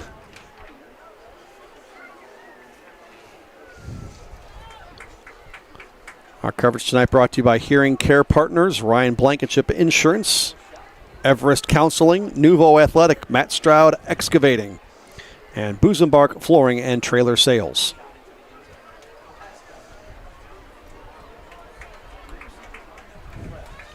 So one more play with 1 more second, and that's all it takes for this Jackson offense from virtually anywhere on the field, much less the opponent's 27. Parsons flushed, now stands, throws end zone right corner, leaping effort, No, could not haul it in. And again, another Farmington defender with his back to the play, hand fighting with the intended target. It was Toma again. He got a hand on it, couldn't make the catch. There's a discussion near midfield. Do we have a marker, Mike? Way over on the far side. It's a false start, Jackson. Okay. That will be the half. So the Indians will go to the locker room with a 35-7 lead. Farmington's only score coming in their last drive, a 54-yard touchdown pass, Tatum Tinsley to Chase Owens. But the first 5 touchdowns of the night belong to the visitors. Brent Eckley's former troops, the Jackson Indians, who lead big at the half at Hale Memorial Stadium.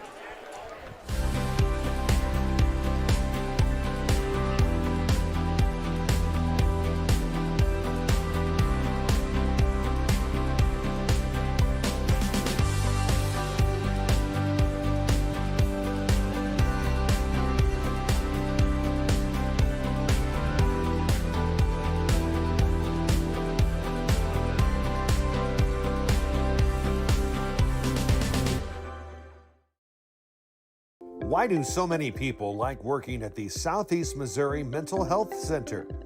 The pay is awesome. What we do for our clients is awesome.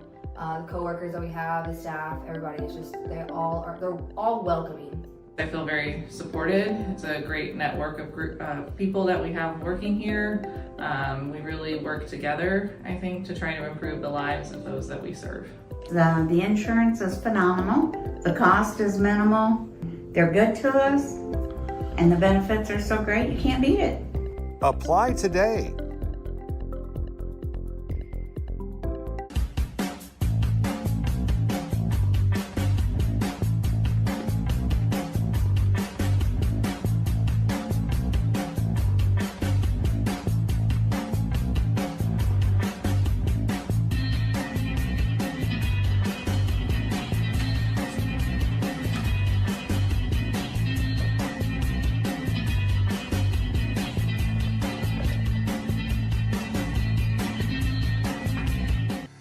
When comfort matters, count on Capayas Heating and Cooling. Proudly serving St. Francis and surrounding counties, they are your local Bryant Factory authorized dealer, delivering top quality heating and cooling solutions for your home or business. Founded in 2004 by Chuck Capayas, a family-owned and operated company that you can trust.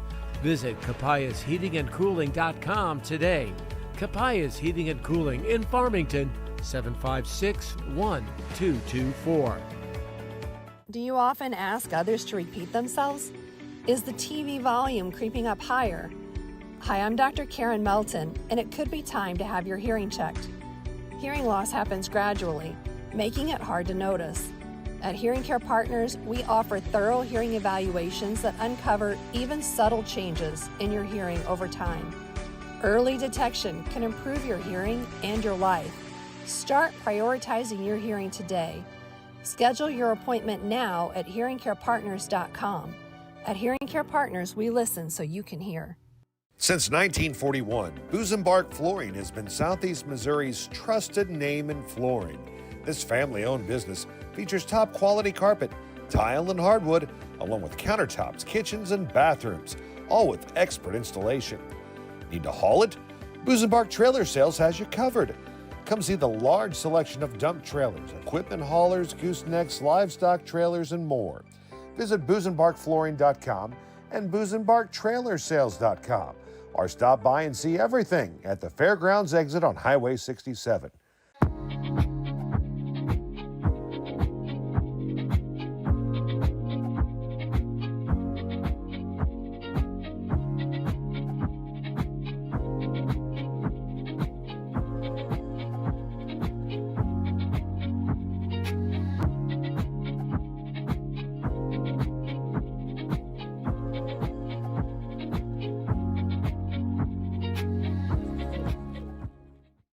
Hey kids, let's go to the Catfish kettle. Yeah! Everyone's favorite is the Catfish Kettle. It's been a landmark in Farmington for almost 40 years. Get the famous all-you-can-eat catfish, chicken, shrimp, and homemade sides served family style for lunch or dinner. Or enjoy tilapia, crab cakes, fish tacos, frog legs, or even gator tail. All ready for you for lunch or dinner at the Catfish Kettle.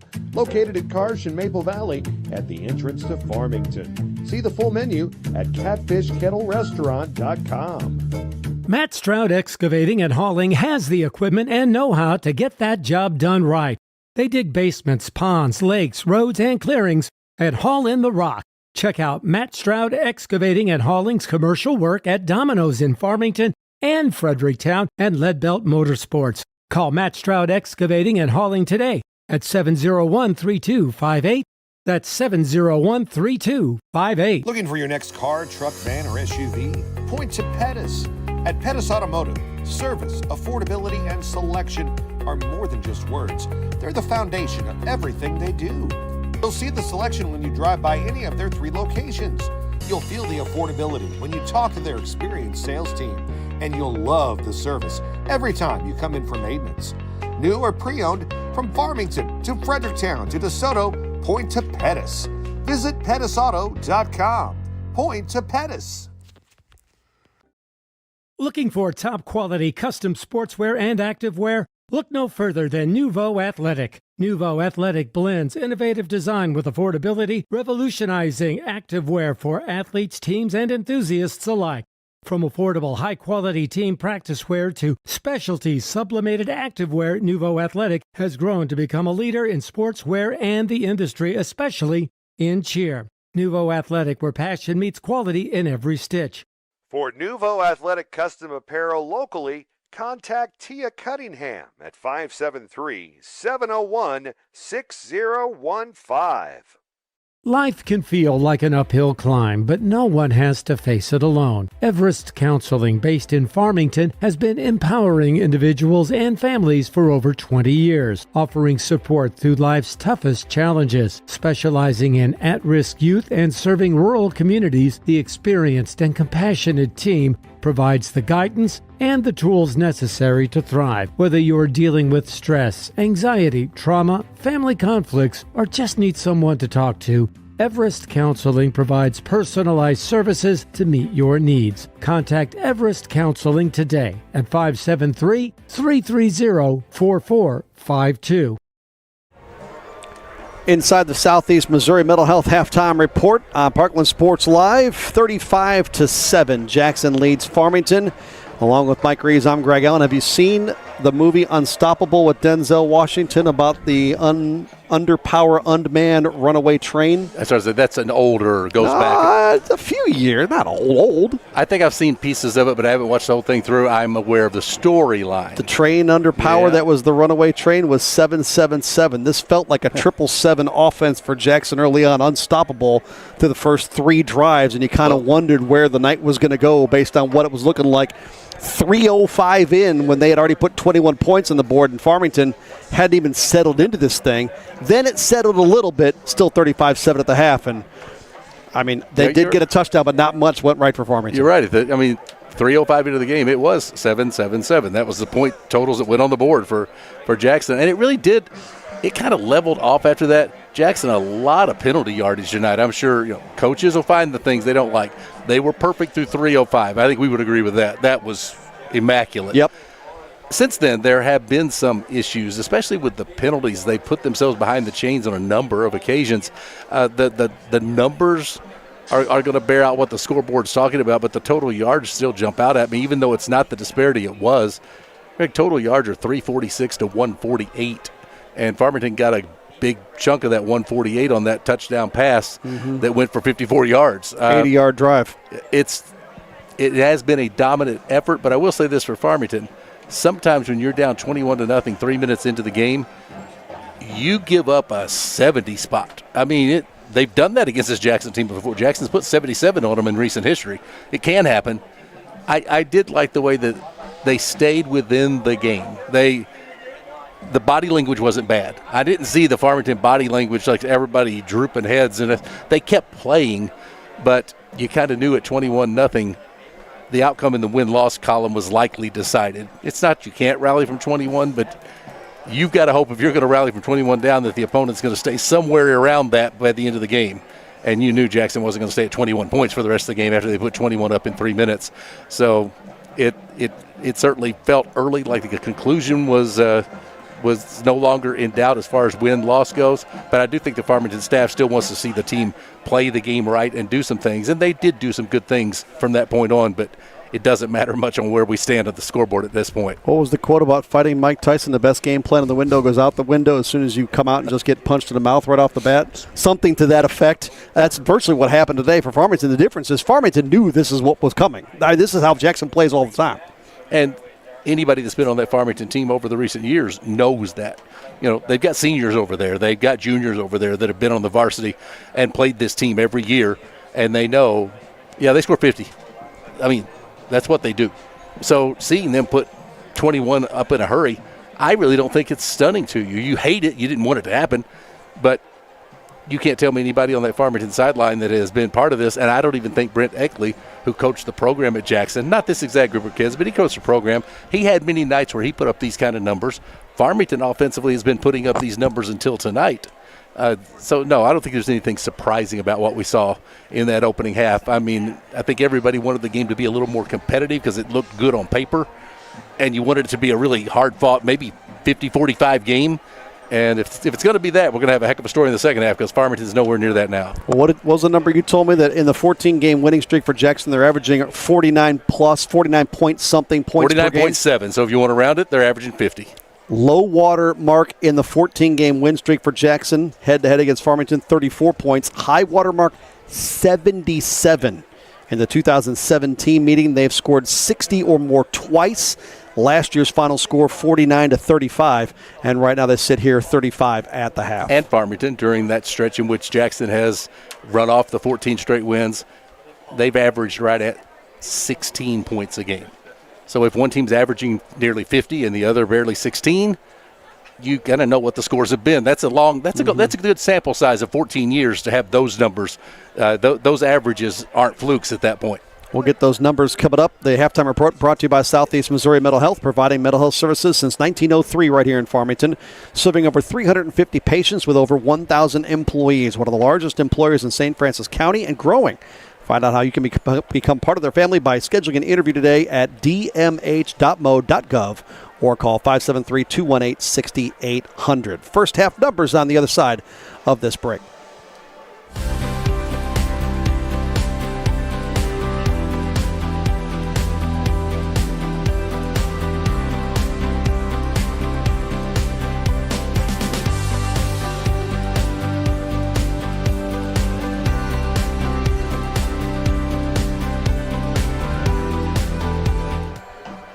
Jackson scored on their first 3 possessions. We'll get the scoring recap coming up. Farmington's lone touchdown came in the last possession. First half numbers, Mike. Look at the Indians first. We told you they got 346 yards of total offense.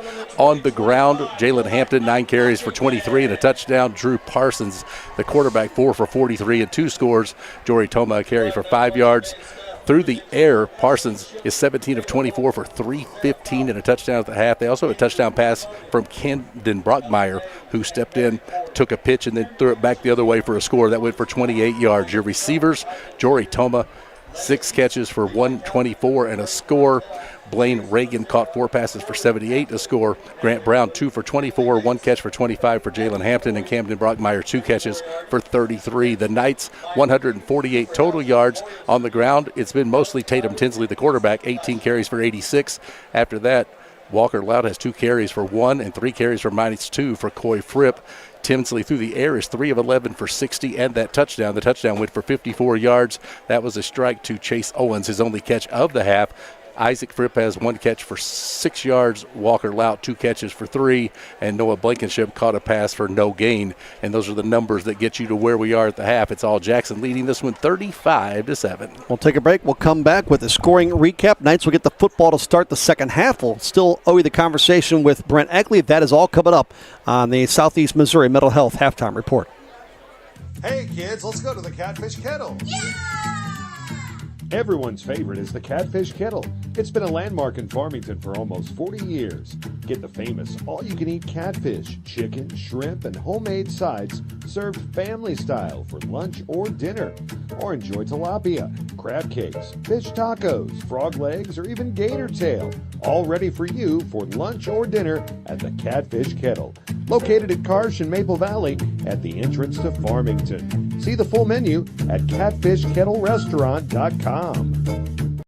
Since 1941, Busenbark Flooring has been Southeast Missouri's trusted name in flooring.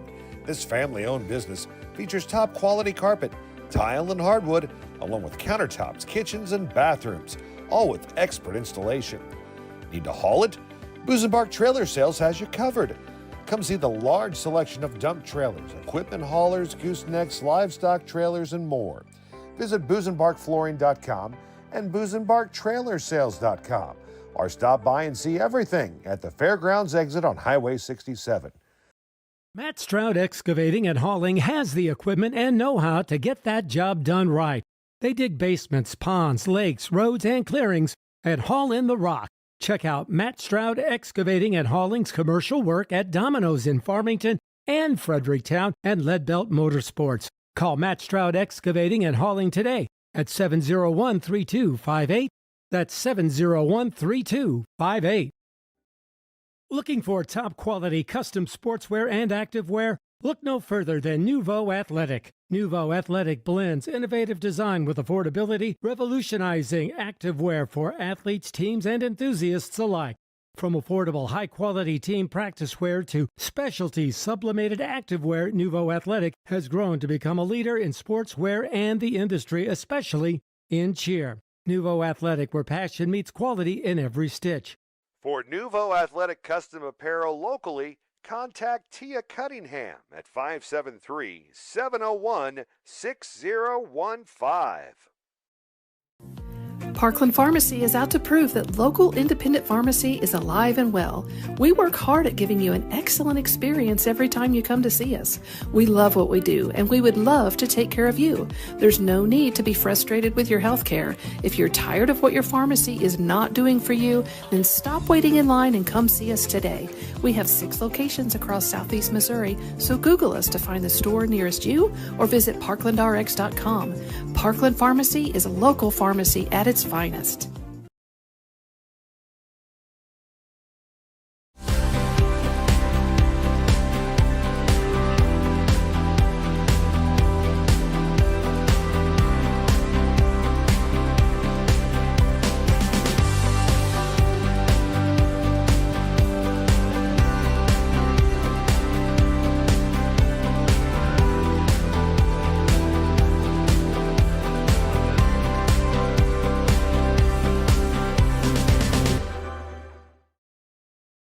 Why do so many people like working at the Southeast Missouri Mental Health Center?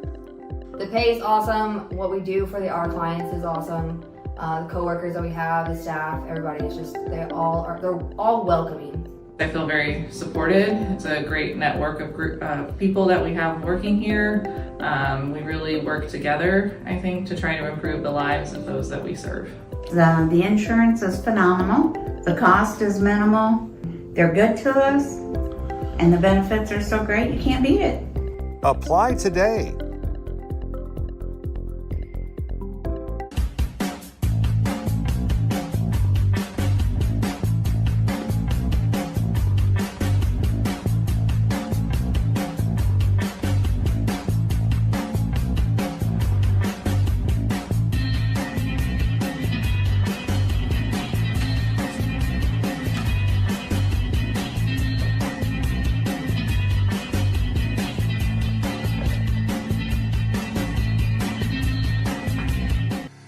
When comfort matters, count on Capayas Heating and Cooling. Proudly serving St. Francis and surrounding counties, they are your local Bryant Factory authorized dealer, delivering top-quality heating and cooling solutions for your home or business. Founded in 2004 by Chuck Capayas, a family-owned and operated company that you can trust. Visit capayasheatingandcooling.com today. Capayas Heating and Cooling in Farmington, 756-1224. Do you often ask others to repeat themselves? Is the TV volume creeping up higher? Hi, I'm Dr. Karen Melton, and it could be time to have your hearing checked. Hearing loss happens gradually, making it hard to notice. At Hearing Care Partners, we offer thorough hearing evaluations that uncover even subtle changes in your hearing over time. Early detection can improve your hearing and your life. Start prioritizing your hearing today. Schedule your appointment now at hearingcarepartners.com. At Hearing Care Partners, we listen so you can hear. Since 1941, Busenbark Flooring has been Southeast Missouri's trusted name in flooring. This family-owned business features top-quality carpet, tile, and hardwood, along with countertops, kitchens, and bathrooms, all with expert installation. Need to haul it? Busenbark Trailer Sales has you covered. Come see the large selection of dump trailers, equipment haulers, goosenecks, livestock trailers, and more. Visit busenbarkflooring.com and busenbarktrailersales.com, or stop by and see everything at the Fairgrounds exit on Highway 67. It is 35-7. We'll hear from that guy right there, our Mike Reeves, who eagerly awaits the head coach of the Farmington Knights in Brent Eckley. Gave you some of the first half stats. The scoring recap happened fast for Jackson. They got the football first, and on the second play of offense, a 9-yard touchdown run by Jaylon Hampton after a 65-yard hookup on the first play of the game from Drew Parsons to Jory Thomas. Set him up at the 9.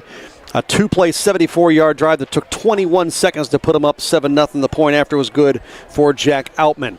Farmington got the ball. 3 plays in. Tatum Tinsley fumbled, recovered by Memphis Maddox.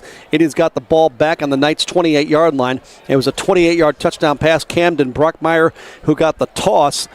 Blaine Reagan on the end of the catch. First play after that fumble recovery, it took a grand total of 7 seconds, and Jackson led 14-0 after, again, an Outman point after that was good. Farmington for the next 6 possessions. First 3 of those went 3 and out on punt. The next ones all turned over on downs. Meanwhile, Jackson on their third offensive series, they started at their own 42-yard line at a 58-yard touchdown strike. This time the quarterback threw it himself. Parsons to Toma, 1 play, 58 yards, again 7 seconds, and the Indians led 21-0. Jackson would score again, 7 minutes to go in the half on a 14-yard Drew Parsons run. Parsons would run another one in on their next drive. 7-yard strike that started at the Farmington 33, and it was 35-0 Indians. Farmington's lone score, 54-yard touchdown pass, Tatum Tinsley to Chase Owens on their final drive that ended with 24 seconds remaining in the half. It was a 7-play, 80-yard drive that took 2:56, and that brings us to 35-7 as we sit here at intermission. We'll take a look around the area in the other Week 4 games coming up. We'll hear first from Farmington head coach Brent Eckley as soon as he gets out there to talk with Mike Reeves. And again, the former lead man of this Jackson Indian program. He was there a while, and they were really good during his tenure. 2012 to 2022, he went 102-27. Began his coaching in 1995 at Hickman Mills High School in Kansas City, but his time at Jackson, tremendous. 6 district titles, a state runner-up in 2019, won it all the next year in 2020. Went 14-0 to win the whole thing and finish as the state's #1 team in all classes after that state championship undefeated season in 2020. Spent the last 2 years at Springdale Harbor High School in Arkansas. He went 4-18, so he had some down years with that program and said he wanted to move closer back to home. He liked what Farmington offered from a school and a community perspective. Heard some of that in the preseason sit-down with Chad Speaker and Jason Lowry, and here he is coming into Week 4 unbeaten, 3 weeks in with the Farmington Knights, but this one has been a whole different ball game. And again, it didn't take all that long. 3 minutes and 5 seconds in, Jackson led this thing 21-0. That is where it sat before, really. Farmington even got kind of settled in, and the Indians were off and rolling early and have not looked back, leading 35-7 at the half. Jackson, you take a look at their schedule. What do they have coming up after this? They go to Poplar Bluff coming up next Friday night, and then it's 3 straight at home. Mike mentioned the Week 6 Cape Central game on the 3rd of October. Sykeston comes in on the 10th, Miller Career Academy on the 17th. They will wrap it up with, it's going to be a really interesting matchup. Festus is really good, folks. I've seen them 3 times already. Festus They're unbeaten coming into tonight at 3-0. They've got a stout defense. It'll be interesting to see how they deal with this high-octane Jackson offense. That'll be a good matchup. That is to wrap up the regular season in Week 9. 35-7 at the half. One question. Down to the field, Mike Reeves. Greg, thank you so very much. Ask you this as they got out to that fast start. Did you see anything from Jackson tonight you did not expect to see? No, not really. I mean, they're a physical, athletic team and a good team. They've played against some really good competition so far this season. And, you got to kind of expect with the confidence that they've got with a lot of returning starters to be able to take shots early, and they did. Your philosophy and how you go about the second half, given the scoreboard is where it is, how do you approach this? You want to, number one, try to focus on winning the second half. And number two, you want to compete with class. So to see you afterwards, thanks so much for your time. Thank you. Appreciate it. Greg, back up to you. That is Brent Eckley, head coach of the Farmington Knights with our Mike Reeves. I think that's the first time in 25 years of broadcasting I've ever seen the sideline guy be on the field when the team is ready and lined up to kick off to start the second half. Farmington is not out there yet, but Jackson is. They're ready to go. We'll get that Week 4 schedule coming up right after our final halftime break. Third quarter next.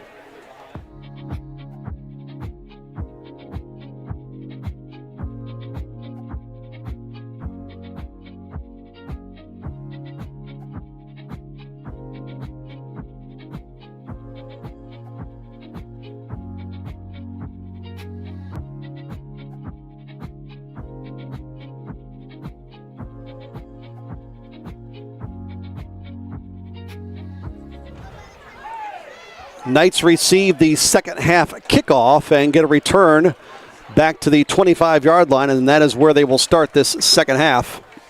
But lots of possessions in the first half for both ball clubs in that quick strike offense for Jackson. First 3 series, 4 plays, 3 touchdowns. This drive will start at Farmington's own 27.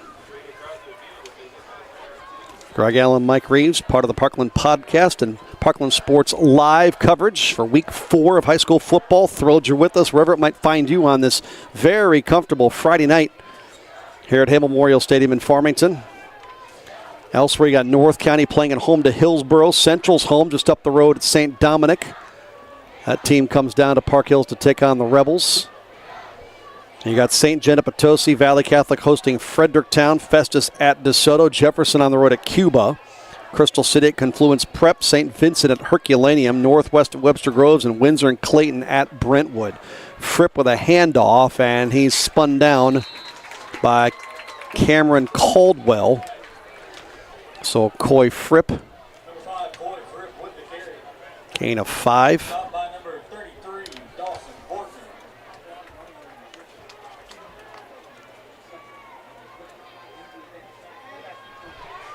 Second down play up the right sideline. Tinsley going to keep it.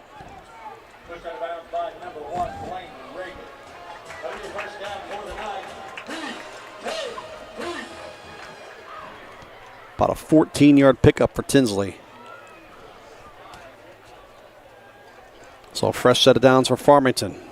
We'll get a chance to kind of bookend the half with a touchdown to finish the half, and then if you can stick it in the end zone here on your opening drive of the third, get a little feel-good going. Run the option here. Tinsley on the fake, going to keep it and get just across the 40. They'll spot him at the 41 at a gain of 4.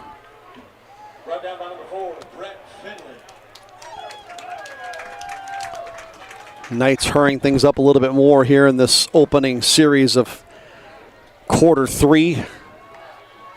Trips to the right, rather. They get the inside handoff and shy of the 45-yard line on that carry. That'll be a gain of 2 for Hudson Buchanan.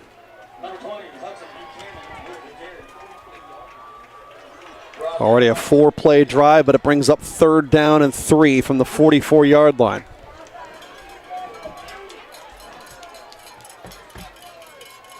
Tinsley's been predominantly out of the gun all night long. They bring trips this time to the near side, bottom of your screen. Chase Owens, the slot man. Tinsley going to keep it. Another first down as he runs over a Jackson Indian around midfield.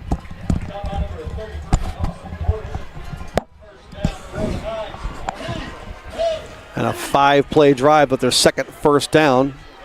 Tinsley on that carry is going to gain 8. So 1st and 10 on the plus side of the 50.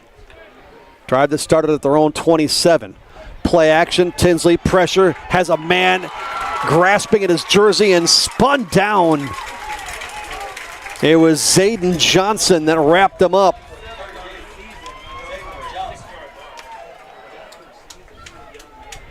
And a promising drive takes a hit and puts the Knights behind the sticks, and 2nd down and long coming here, 2nd and 15.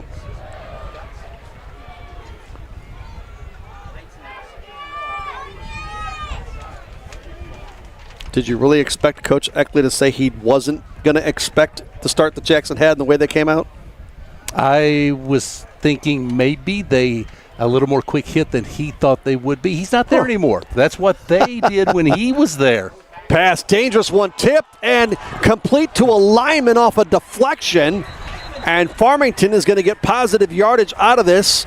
Put Matthew Canterbury in your receiving category. And then a flag flies late at the end of the play.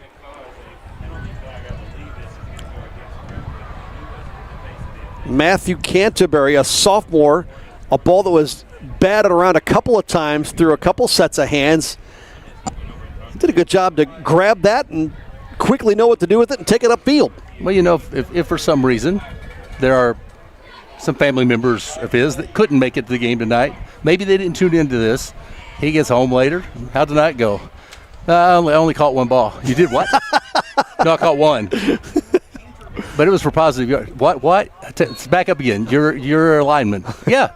Had one catch. Like, okay, that's all I need to know about tonight. So 3rd and 6. And Whistles will keep this thing quiet for the moment. Make it from the 45-yard line. Getting things squared away.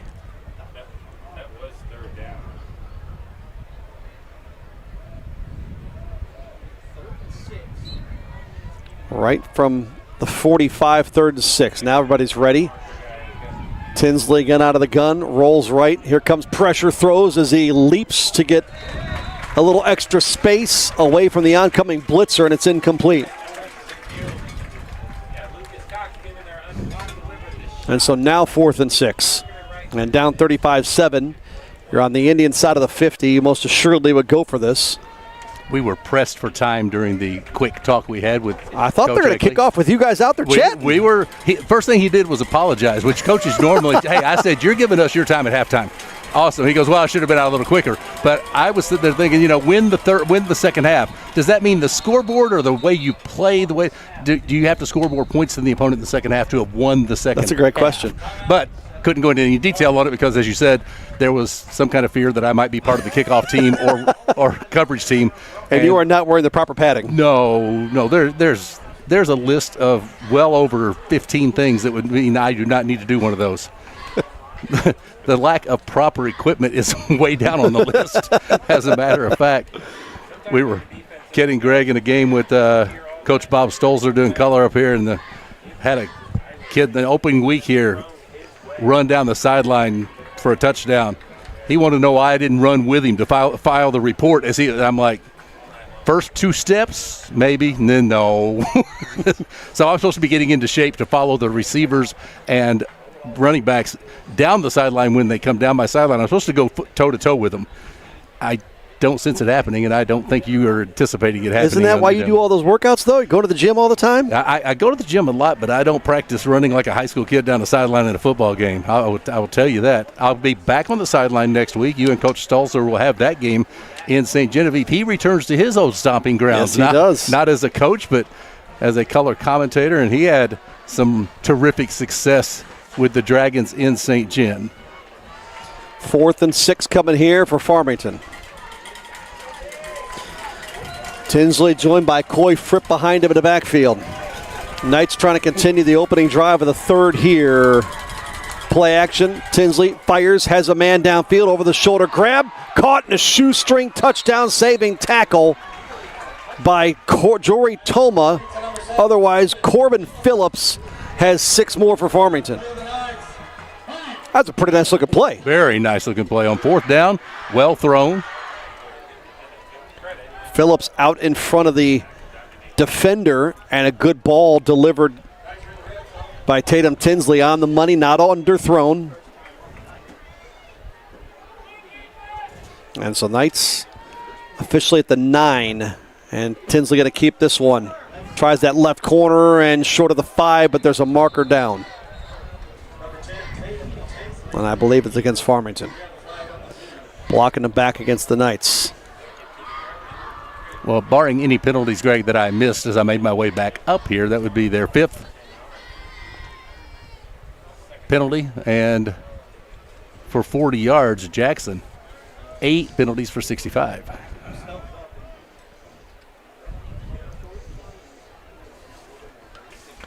Pettis Automotive player to point to, given to a player every game for making a play you can point to make a difference in the game. An offensive lineman who makes a key block, a punter who pins the opponent inside the 10, or a backup player steps up big to keep the momentum alive. Point to Pettis Automotive, your hometown choice for great vehicles and service. See the difference at pettisauto.com or check it out for yourself at Fredericktown, DeSoto, or here in Farmington. Football now back to the 19-yard line. Tatum Tinsley, decent protection, now rolling right and ushered out of bounds shy of the 10. 10th play of the drive.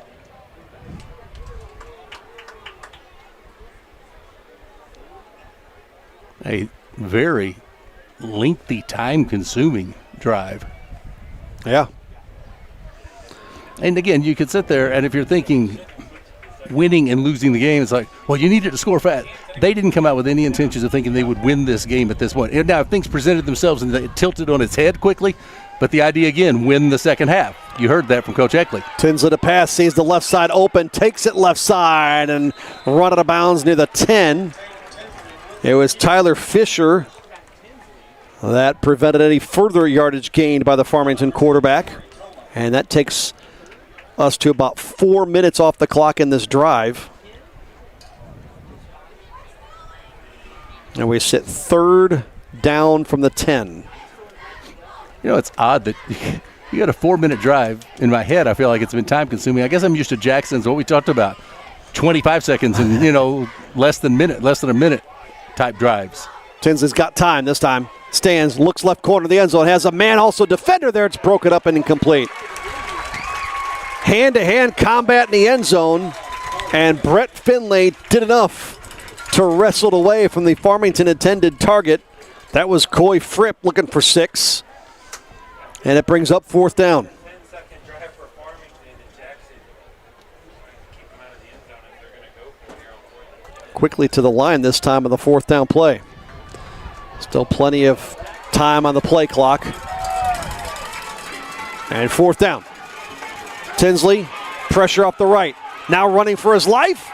And down at the 20, but a marker comes in. And the only Farmington player there was Tinsley. So you would think on Jackson. You would believe a hand got up into the face. That's what I'm thinking. It's a lot of discussion for a face mask call. I say that just because it seems like the official right there would have that. Maybe they were talking about 5 versus 15 designation on a face mask if that is indeed what happened. It is the 15 variety, or at least the big one variety. It'll be half the distance to the goal line. And a new set for Farmington after Jackson had held on 4th down. The Indians have had 3 penalties tonight that have really done some big-time damage. 2 have taken touchdowns off the board. That one would have flipped possession to the Indians. And I beg your pardon on the fresh set of downs, 4th and 5. I thought I saw a personal foul. I did too. So they must have just designated it the 5-yard variety and not a personal foul. You had the face mask, but not personal foul variety. Lots of pressure up front. Pass intended and incomplete. And a collision with one of the officials in the center of the field by 2 guys, one from each team, and that official is very slow to get up. Wow. Maybe get a better look on what happened there.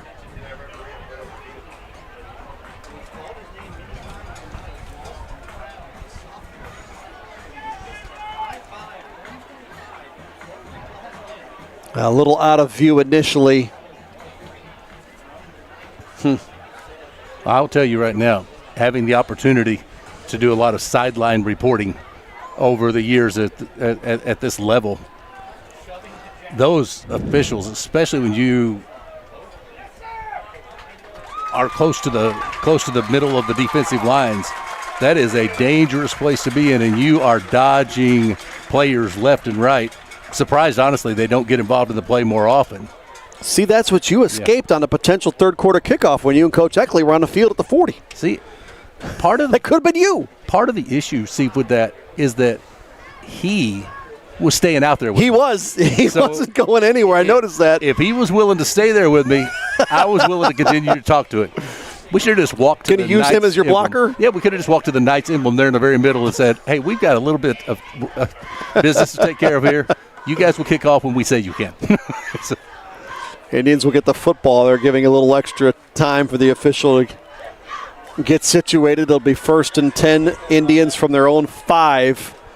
Boy, that was a wide receiver and a defensive back coming across the formation right at the goal line that ran into that official. Mike, you got to think that official's looking at the play, and it's coming from his right on a blind side. He doesn't see those two guys coming. That was a frightening play. Well, we're set to go with 7:19 to go in the third. And Drew Parsons still at the helm.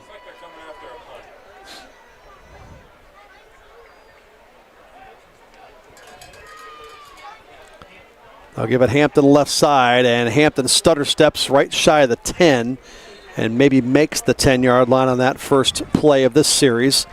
Drew Parsons has signed with Southeast Missouri State University to play baseball, of course.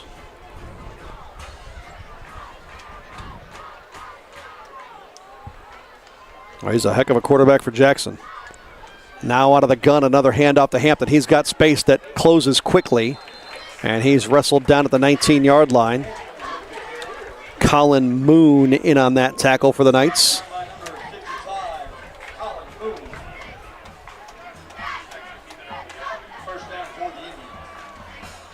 Interesting, Greg, to watch the philosophy Jackson has, too, and how they want to play the second half.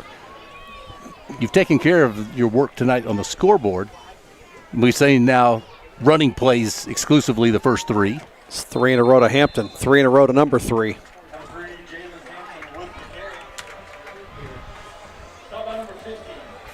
And they're eating up big chunks of yardage on the ground, and they didn't really do that in the first half. The running game was respectable in the first half. Nothing wrong with it, but they threw for over 300 yards, so you don't worry about the running game so much. These 3 plays have looked really good. Is that what you're talking about when you mean how they approached the second half? Because, I mean, they did such a good job of airing it out.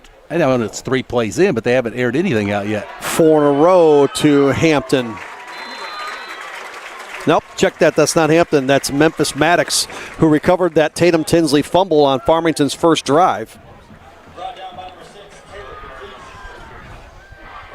Parsons on a 1st and 10. Play action out in the flat left side. Caught by Taylor Fisher. Turns upfield, has the 50. Spin around at midfield. That might actually be Jory Toma.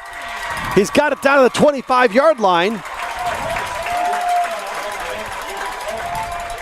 And a big play for Jackson in the open field. It is Toma. 38 yards on that play. This time Hampton left side. Has the corner, has the 10, and down to the 6. And after Jackson picked Farmington apart through the air in the first half, it's been mostly the ground game here in this third quarter. And still moving the ball at will. Quick snap. I don't think the Indians were ready. There was movement, and the coaching staff can't believe it. They've had a few penalties at the Indians tonight. How about 10? And I know one of the emphasis from the coaching staff at Jackson would be, listen, we're going to play that fast and penalties in this, that takes away all that momentum that they like to have just to keep it going. Every time you take that penalty, it's like, as we know how we're going to play, we ought to be ready, set, run the play, and they've had a couple of issues with that tonight. Twins to the right. They give it to Hampton right side, slithering his way down to the 5 and close to the goal line when it's all said and done. And the play quickly coming in from the sideline. Jackson already lining up. They split 3 wideouts to the left. Hampton on the right hip of Parsons. Takes the handoff, sheds a man in the backfield and into the end zone for an easy touchdown. Jackson took the first 3 drives in for 6 to open the game. Opening drive of the third cosmetically looks a lot different, but the end result identical. It took 2 minutes and 1 second off the clock and ends in a 1-yard touchdown run. 95 yards to score.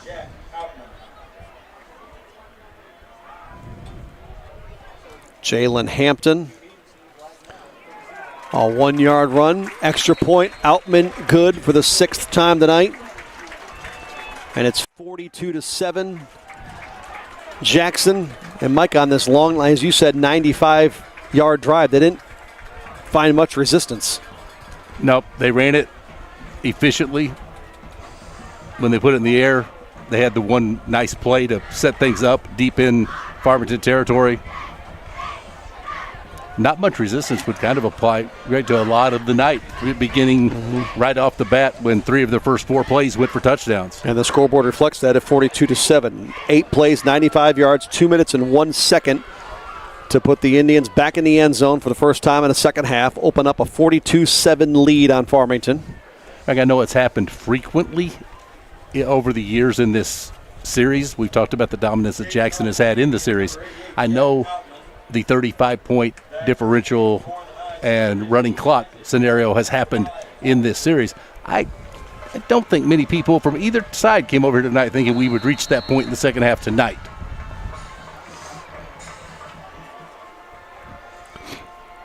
Kickoff will drive the Farmington return man to the 5. He'll get to the 23-yard line with 5:07 remaining third quarter. Next week, Central St. Genevieve. We'll have that matchup for you here on Parkland Sports Live.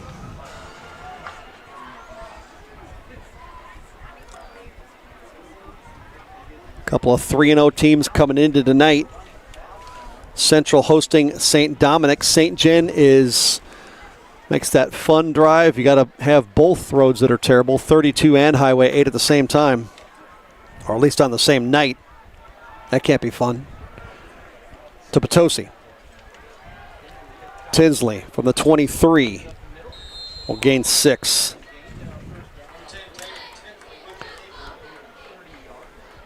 Saw they're doing construction on Highway 8 on the way down here. I thought, nope, no chance. I won't take Highway 8 on a good day, much less when there's construction. You'll be going, yuck. You're going 20, 30 miles out of your way to not go on that highway. It sounded terrible. Tinsley in a give in the backfield. Flags come in as Fripp takes it across the 30, but likely coming back.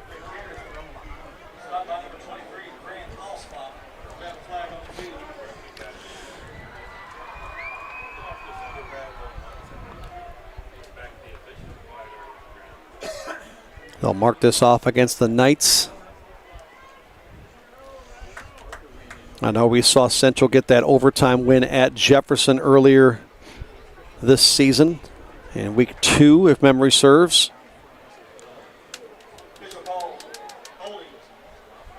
And 6th Farmington penalty, Greg, for 50 yards. Farmington second and long coming here.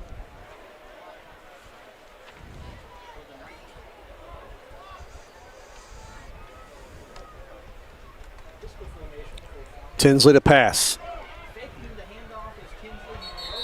To near the 30-yard line. Looks to be complete and is complete. And it was Nolan Blankenship on the end of it.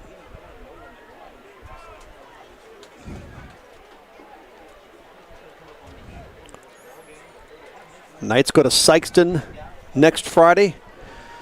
Jackson stays on the road to wrap up a 3-game road trip.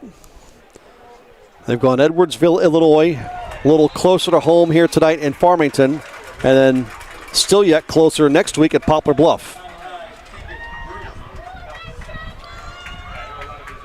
Fourth down. Clock will cross 3 minutes before this next snap.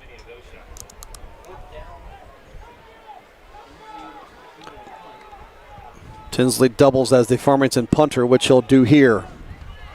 That wobbly ball will take a night roll past the 40 and stop around the 34-yard line. Anything else you feel the Indian coaching staff would like to see tonight? Not at this point. I think that first drive of the second half, I think they wanted to be efficient, and I think they wanted to still see that they had everything working. I think that they really enjoyed being able to execute on the ground. They had a lot of yardage on the ground. Yes, they had the one really good pass play, but I think that execution on the run game, I think after that, you're really at the juncture now. Play clean.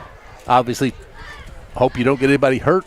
And if you've got some guys that don't get a lot of snaps sometimes, there may be a chance that they get them because they played some really close games here early season. Here's a big run up the middle, still on his feet across midfield. 2 men to beat, tried to split between them. And Memphis Maddox with a strong run, but there is a marker to bring it back. Another costly Jackson penalty. If there's anything the Indians coaching staff would probably be displeased with tonight, it's the number of penalties and the plays they've wiped off.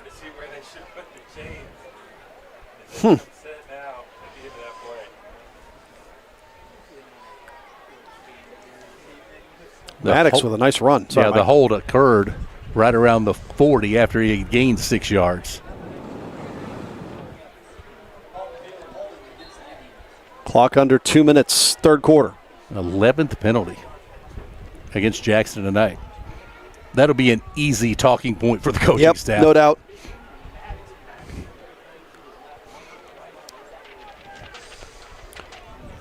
Maddox to the left of Parsons, Toma in motion.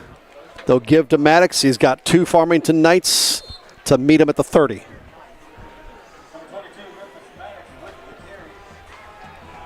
Well, if you look at the rest of the Indian schedule, Mike, Festus definitely in week 9 at 3-0, but other than Cape Central with Poplar Bluff, Sykeston, Miller Career Academy, which I don't expect you to know much about, but certainly Poplar Bluff and Sykeston, Jackson should have a relatively comfortable night on those nights, I would think. Would you not agree? They've started the year 1 and 2. They're actually one of those schools. They're combined with a couple of other schools, so normally that's a sign numbers are a problem and you're not probably a real strong team. Maddox again, now the big-time ball carrier. Another run past midfield. Maddox with Farmington Knights in his wake all the way. A 69-yard touchdown scamper. Memphis Maddox just fast enough that Farmington couldn't catch him. How fast are you when you've got 2 or 3 guys with good angles and they cannot cut you off? At one point, you could barely see him within the Farmington defenders on that far sideline, and he's like, nope, you're not.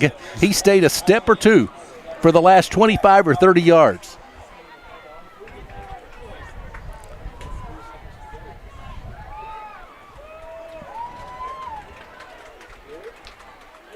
Outman, good again, and it's 49-7. Check out these wheels from Memphis Maddox. It's right about there, and now he is engulfed. There's 4 or 5 Farmington Knights trying to track him down, and nobody can make up any ground. What a run! 2 plays, 66 yards, a minute 56 to do it. And Memphis Maddox, after the penalty, 69-yard touchdown run.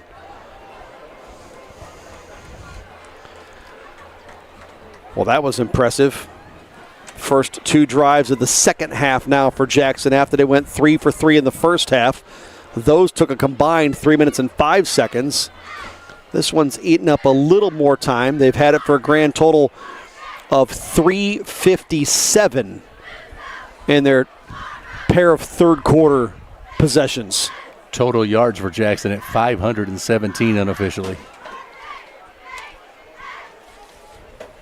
Our coverage tonight brought to you by Busenbark Flooring and Trailer Sales, Hearing Care Partners, Matt Stroud Excavating, Everest Counseling, Nuvo Athletic, and Ryan Blankenship Insurance.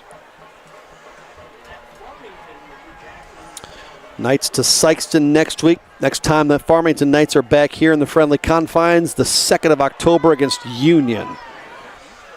Farmington returner put the ball on the ground, picks it back up and gets to the 20, and a penalty marker comes in from way off the sideline.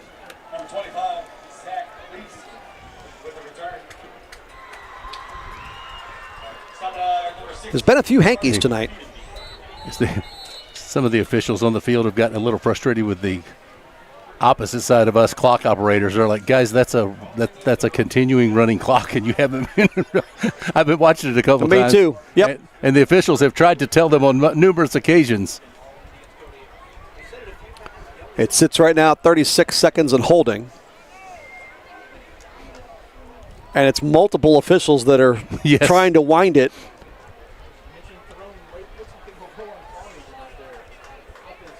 Oh, that penalty will sit Farmington back at their own 9. 7th penalty for 60 yards now on the Knights. Now the clock moving.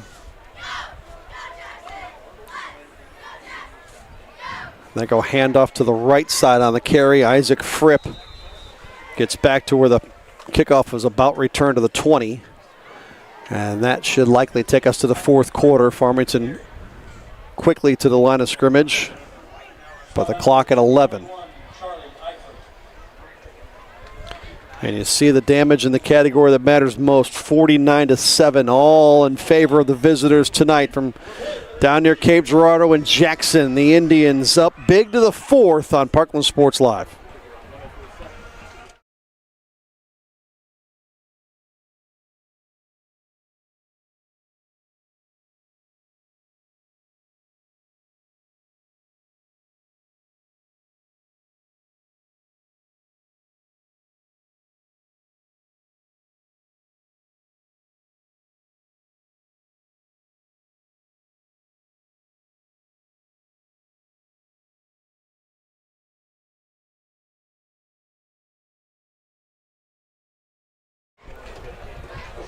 Ready to roll up your sleeves and dive into a hands-on career? Middle Area College is ready for you. Their MacTech industry and technology programs are all about getting to work and making things happen.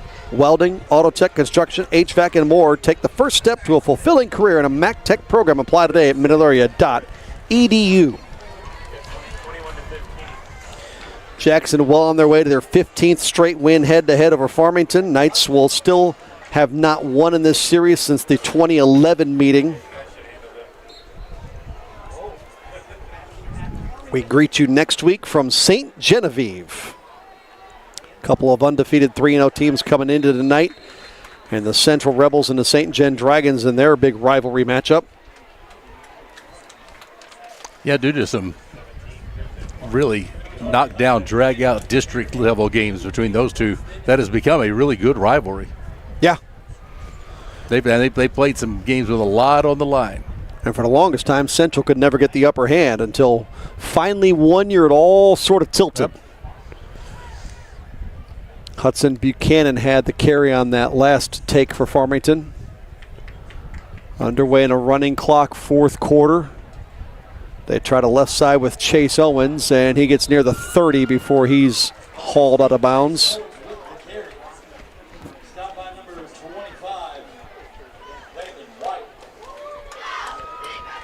Well, I'll tell you now, that Week 9 matchup in Festus, that'll be a challenge for the Tigers. They've come out 3-0, beat Windsor last week. Francis House Central the week before went to Rolla to open their season with a victory. Tinsley with a pitch and catch left side, little stutter step move and out of bounds just shy of midfield. Festus is not this electric on offense. But I think if you asked A.J. Ofadale what they kind of hang their hat on, I think they would probably pick defense. They're good on both sides of the football, but most teams that have come into Festus that I've talked to speak first about their defense. So you get that Tiger defense against this Indian offense. I do think that'll be a challenge for Festus, not the other way around.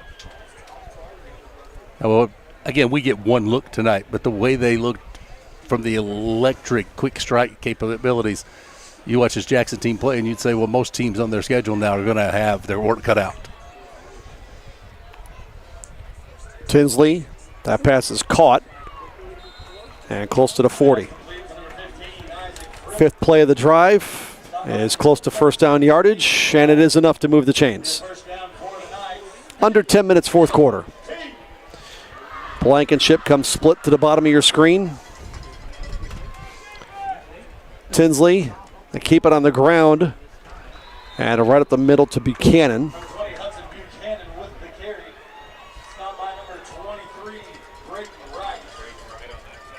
Boy, it's turned into a very comfortable night in Farmington.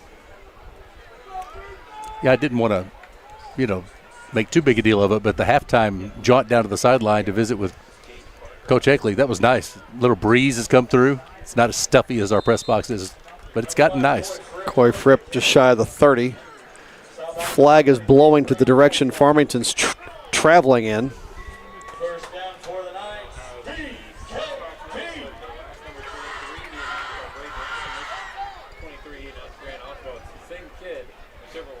First and 10, Farmington. Tinsley to Fripp on a handoff. And stuck at the 26. Charlie Eifert brought him down.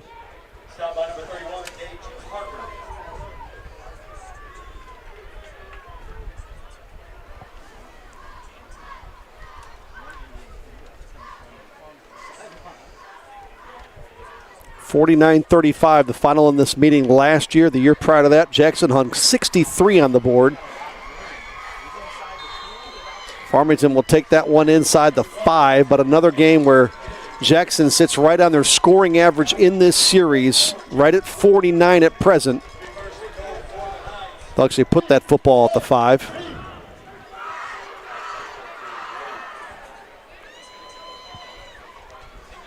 And Tinsley stands at the 10.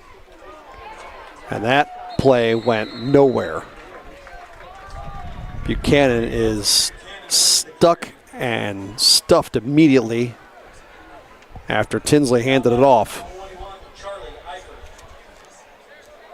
Well, if you interpret Brent Eckley's words literally, try to win the second half, they need a score here to get back to even. They're going to try it left side to the goal line. Marker down. No signal of a touchdown until now. Coy Fripp on the carry, but we'll see what the penalty is all about. And it's against Farmington. That's only probably appropriate. Jackson's had 2 touchdowns wiped off with penalties.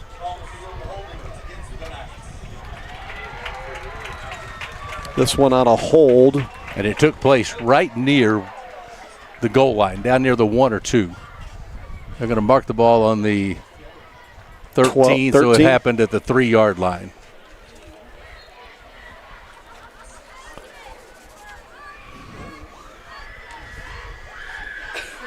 Three years ago, these two played to a 47-7 final. RPO and Tinsley pass, batted and blocked, and knocked down by the oncoming Grant Allspaw. Great anticipation on that jump. That's one. Immediate thought is, if I get to that, I get to run it all the way back. I get to run for days. But instead, third down. 3rd and goal from the 13. Tinsley, 3 touchdown passes last week. Here comes backside pressure. He's wrapped up and taken down this time. It was Carson Pierce that got around his defender and was hunting Tatum Tinsley. A 10-play drive has come down to 4th and goal from the 21. And Jackson hoping their defense can hold for one more play.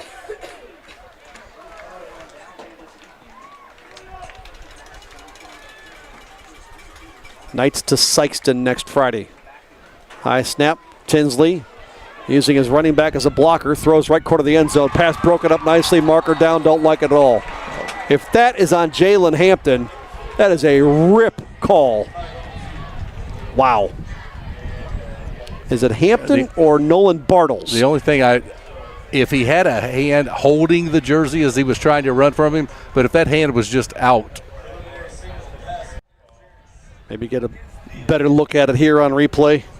If he had a handful of jersey, Greg, I'm okay with it. But if it was just the typical you're running in the hand, then I don't like it. I'm with you on that. Whew. That's one way to put it.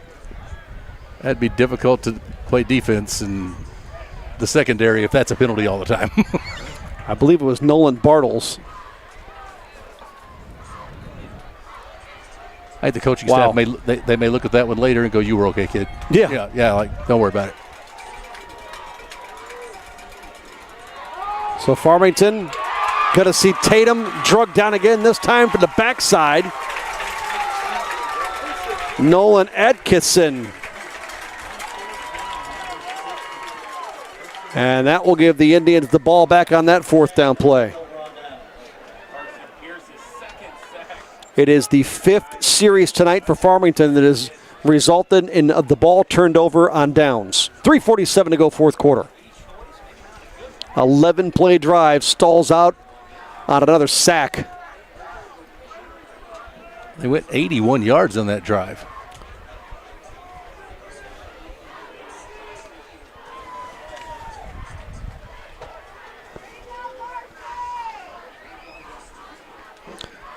And so Jackson's offense back to what they do. And this time it's Gage Parker that gets him some breathing room to near the 35.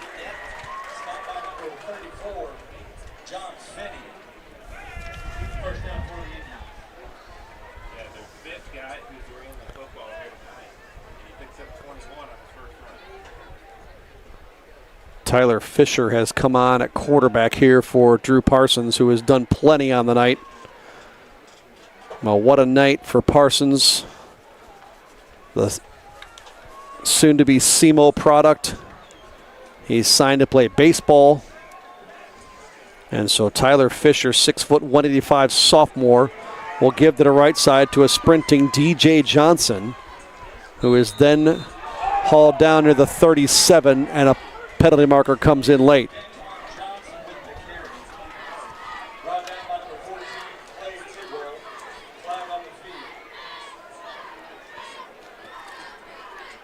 I know you're tracking. Total number of penalties tonight, Mike? That one would be number 19 total. Oh, wow. Got it marched off against Farmington. Each team over 70 yards in penalties. 11 Jackson penalties, Farmington with 8. This one will push it into Knights territory at the 48. Clock down to 1:40 and rolling. 15 wins in a row for Jackson. And it was pretty academic where this thing was headed after the first 3 minutes. Fisher will give it right side. Gage Parker breaks into the clear. Parker to the right side, all the way down to the goal line, and touchdown! Gage Parker sprints in from 48.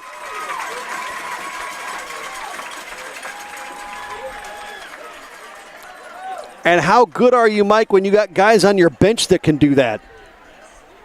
And he looked great in the open field, too. Had that burst.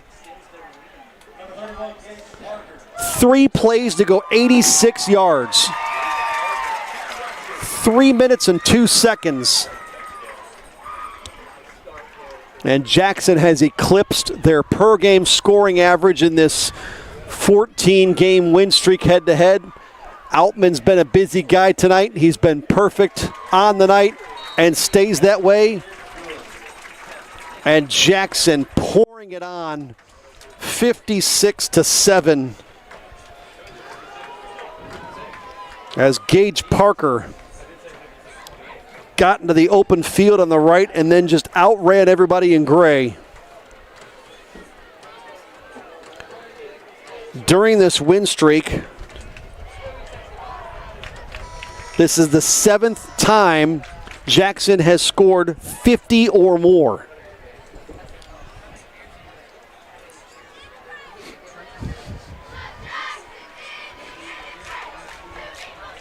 And the clock even rolling during this sort of wait for kickoff, and that's going to wrap it up. No need to play further baseball. Football. Jackson comes in and makes short work of the Farmington Knights. A statement in the opening 3 series. 3 touchdowns in the first 4 plays in 3 minutes and 5 seconds. And it's Indians wire to wire in a 56-7 rout over the Farmington Knights. We'll come back on Parkland Sports Live to put our finishing touches on this one and wrap up week 4. All Indians 56-7 over Farmington.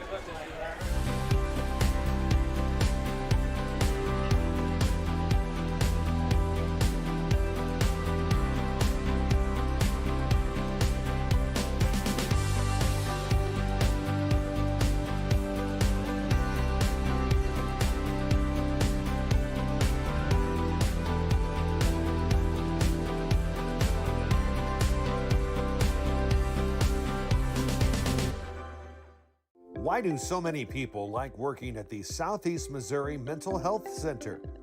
The pay is awesome. What we do for our clients is awesome.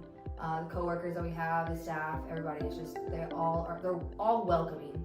I feel very supported. It's a great network of people that we have working here. We really work together, I think, to try to improve the lives of those that we serve. The insurance is phenomenal. The cost is minimal. They're good to us. And the benefits are so great, you can't beat it. Apply today.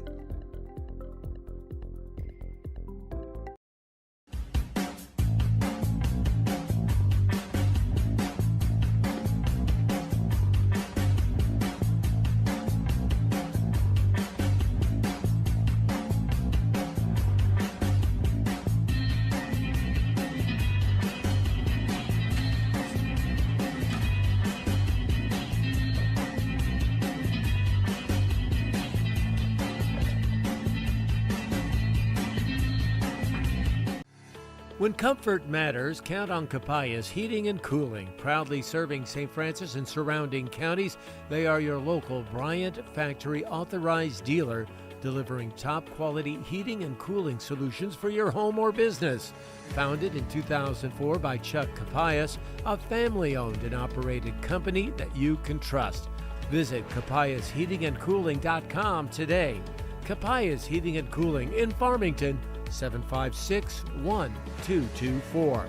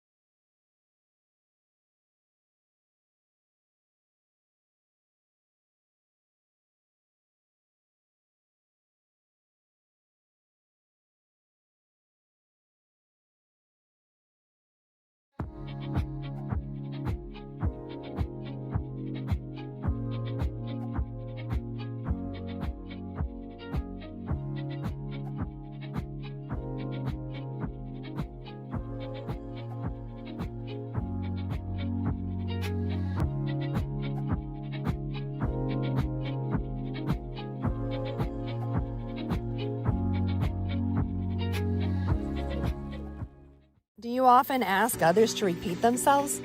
Is the TV volume creeping up higher? Hi, I'm Dr. Karen Melton, and it could be time to have your hearing checked. Hearing loss happens gradually, making it hard to notice. At Hearing Care Partners, we offer thorough hearing evaluations that uncover even subtle changes in your hearing over time.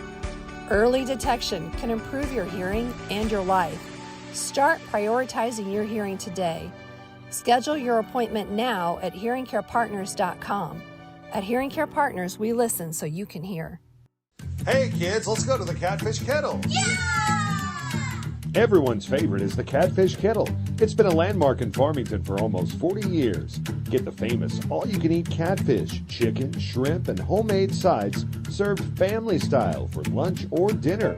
Or enjoy tilapia, crab cakes, fish tacos, frog legs, or even gator tail. All ready for you for lunch or dinner at the Catfish Kettle. Located at Karsh in Maple Valley at the entrance to Farmington. See the full menu at catfishkettlerestaurant.com. Since 1941, Busenbark Flooring has been Southeast Missouri's trusted name in flooring.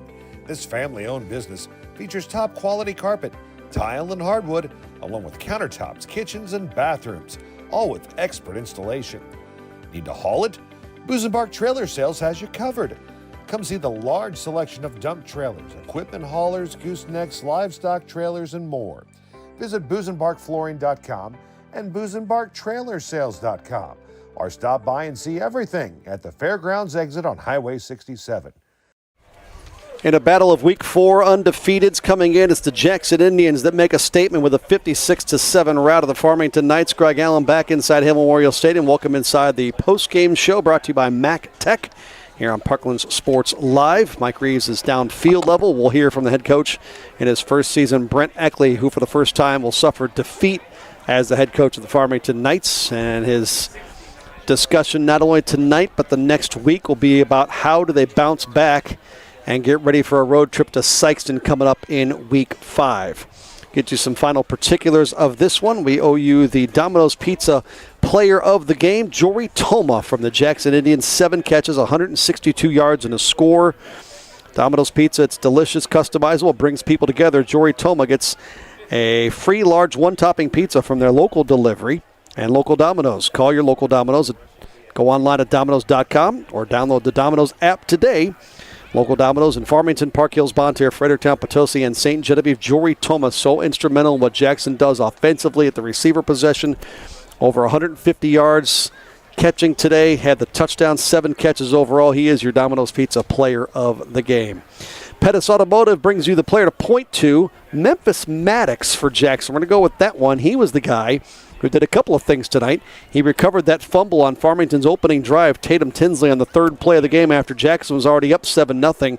Maddox recovered that fumble and got Jackson back on offense with a short field. It took them 1 play after that, and quickly they went up 14-0. Then, second half, Memphis Maddox, 69-yard touchdown run on his own to put Jackson up at the time 48-7. He ended up with 4 carries, 89 yards, that touchdown run, the fumble recovery, and Memphis Maddox is your Pettis Automotive player to point to. That's given to a different player of a game for making a play you can point to, for making a difference in the game. Well, he made 2 big ones tonight. An offensive lineman who makes a key block, a punter who pins the opponent inside the 10, a backup player who steps up big to keep the momentum alive, or a guy that runs a 69-yard touchdown and recovers a fumble on the same game. Point to Pettis Automotive, your hometown choice for great vehicles and service. See the difference at pettisauto.com and check it out for yourself at Fredericktown, DeSoto, and Farmington. Indians improve to 4-0 on the season. They stay on the road. They go to Poplar Bluff coming up next Friday. That's in Week 5, and then they get 3 straight at home. Cape Central, Sykeston, Miller Career Academy, and wrap up the season with what should be an entertaining one at Festus. The Tigers played for a state championship, 3-1. They go to Sykeston next week before they're back home in 2 Fridays to welcome the Union Wildcats to town. Week 8, that's after a road trip to Cape Central. That'll be a tough 2-game road test, and the Knights wrap up the season right back here with Corey Schweiss and the Central Rebels. Next week, we'll see those Rebels out of Park Hills. They'll travel to St. Genevieve, Bob Stolzer's old stomping grounds. He'll be back alongside yours truly as we see the St. Gen Dragons play host to the Central Rebels. That's our broadcast game next Friday on Parkland Sports Live. Coming into tonight, a couple of 3-0 teams there, just like we had here. Tonight, Central hosting St. Dominic and St. Genevieve on the road at Potosi. Other games in Week 4. Windsor and Clayton doing battle at Brentwood. You've got Webster Groves hosting Northwest. Herculaneum is at home against St. Vincent. Crystal City and Confluence Prep doing battle. Jefferson makes the trip to Cuba. Those unbeaten 3-0 Festus Tigers taking on their former head coach and Rush Schmidt at DeSoto. Fredericktown of Valley Catholic and the North County Raiders are in Bonne Terre. They get the Hillsboro Hawks tonight in week 4. Reaching the midway point of the 2025 high school football season, and just not Farmington's night tonight. Jackson 3 touchdowns in the first 4 plays of the game in the first 3 minutes and 5 seconds. And that sort of set the tone for the rest of the night. Farmington's offense, we mentioned that Memphis Maddox fumble recovery on the 3rd play of the game. After that, Farmington's next 3 offensive series were all 3 and outs with punts. The next 3 after that were all turned over on downs. They finally got on the board the only Farmington touchdown of the night in a 56-7 loss. A 54-yard touchdown strike, Tatum Tinsley to Chase Owens. That came with just 24 seconds left in the first half on a 7-play, 80-yard drive that at the time made it 35-7. Indians got 3 more second-half touchdowns. It was Jaylon Hampton from a yard out with 5:18 to go in the 3rd. Then the Memphis Maddox 69-yard touchdown run. And then Gage Parker put an end to the scoring and the finishing touches on this one with just 3/4 of a minute remaining. 48-yard touchdown run for Parker made it 56-7, and that's how she finishes out as Jackson wins their 15th straight over Farmington in this head-to-head series. Again, the Knights have not pulled out a victory since the 2011 meeting. That was a final of 50-14. That actually finished off a string of 3 straight Farmington wins. They put up 30 points in 09, 61 in 2010, and 50 in 2011. But since then, the most they've put up in any of the following 15 games, 42. Now that's a good number. Sounds like 42 ought to win you a football game. It didn't in 2017. They gave up 77 to Jackson. How about that game? 119 points. Yowzers.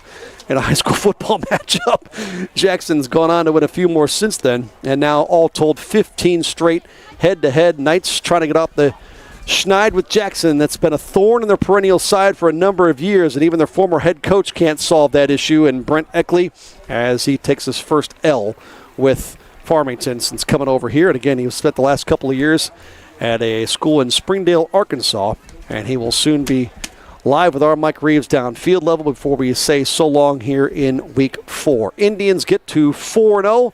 The Knights fall to 3-1.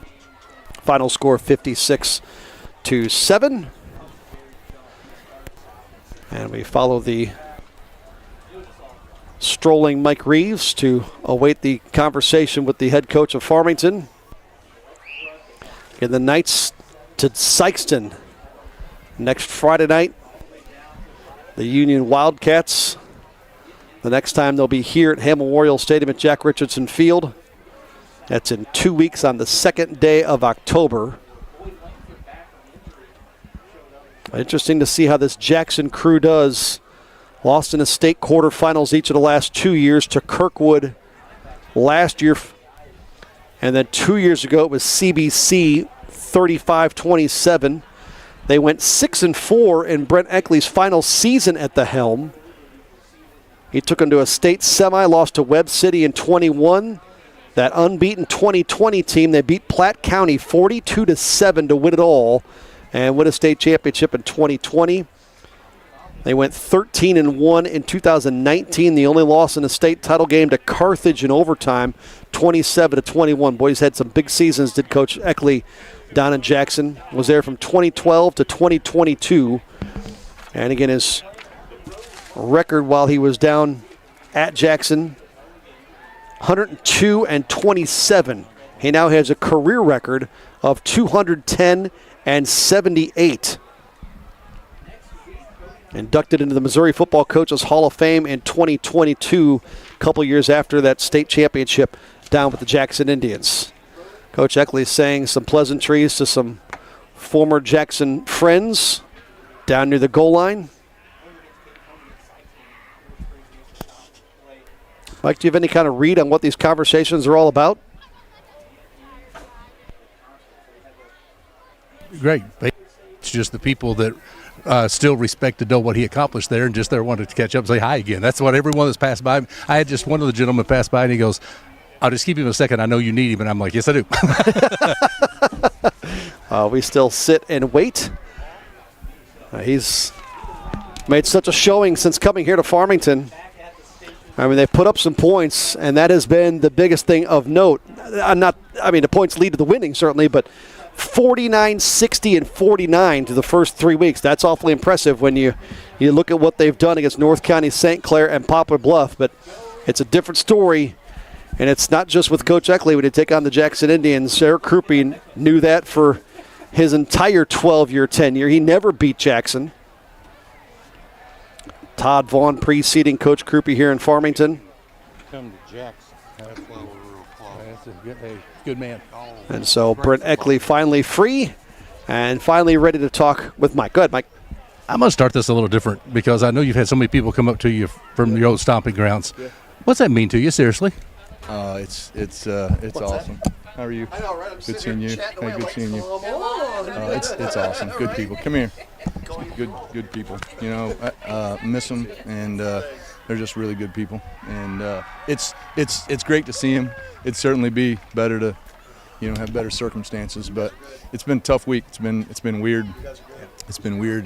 There's kids that shook hands in the line that I coached and I had when they were younger, and so that's made it kind of tough. But looking at film, knew Jackson was a good team, and they played a really tough schedule, and so we thought that some of the weapons they had it would be a tough matchup for us, and so for anybody. And so how we tried to frame it was, with us preparing for this game, it allows us to kind of prepare for a playoff type game, and we won't see a team as talented as they are the rest of the way. You stole my next question from me because I was going to ask you, big picture.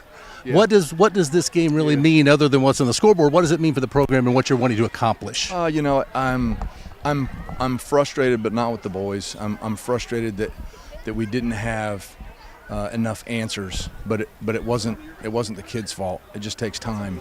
But I was disappointed that there were some things that they could do program-wise, because they've had things in place that we just don't, and we can't quite make the adjustments that we need to quite yet. But whether it's coaching perspective or whether it's players actually able to execute it, we're just a little bit behind in that respect. And so what I had hoped was that we would have competed, and I think there were some spots that we did, but there were some spots too that we didn't.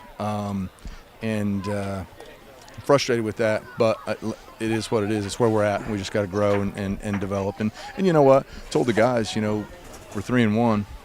And the seniors, that's 4 games. You're only 9 on the schedule, and so we're almost at that halfway point. And it's like, got to trust us. You got to keep pressing forward. If we get better, we're going to be good.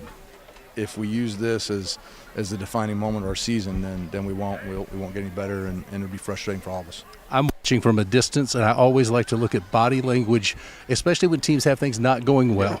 I never saw anything tonight that alarmed me, but you as a coach, did you see anything at any point that was concerning? No, not alarming. The boys were disciplined, and we talked about it at halftime. We wanted to try to win the second half, which we did not, but I thought we were competitive there as far as getting down the red zone, and then didn't put it in those 2 times, which would have kept it a little bit more competitive. But we talked about them being disciplined, about jogging off the field, about keeping their helmets on, about not doing anything dumb after the whistle, and I felt like they did what I asked them to do there, and so I'm proud of them for that. Wrap it up with this. Is it okay sometimes when a team is 3-0 like yours was to kind of take a thumping and find out, what, we do have a lot of things that we can stack? Can it be way on occasion? We're going to try to spin it as best we can that direction, and there's a lot of things. Here's some of the frustration. We have some mistakes that we made the first 3 weeks that didn't get us, that we made tonight that the magnifying glass was on it. And so it's going to be a little bit easier for us to go back and look at film and say, you see what we were talking about when you did this? It cost us a touchdown. If you did what we were coaching you to do, we would have had the touchdown. And so I think that it makes it a little bit more real to them, but it is what it is. Like I said, we've got great kids. I'm super proud of them. They've worked really hard. They've been committed. We're just going to keep growing from it. Certainly appreciate your time. We'll catch you down the road for sure. Sounds good. Thank you. Appreciate it.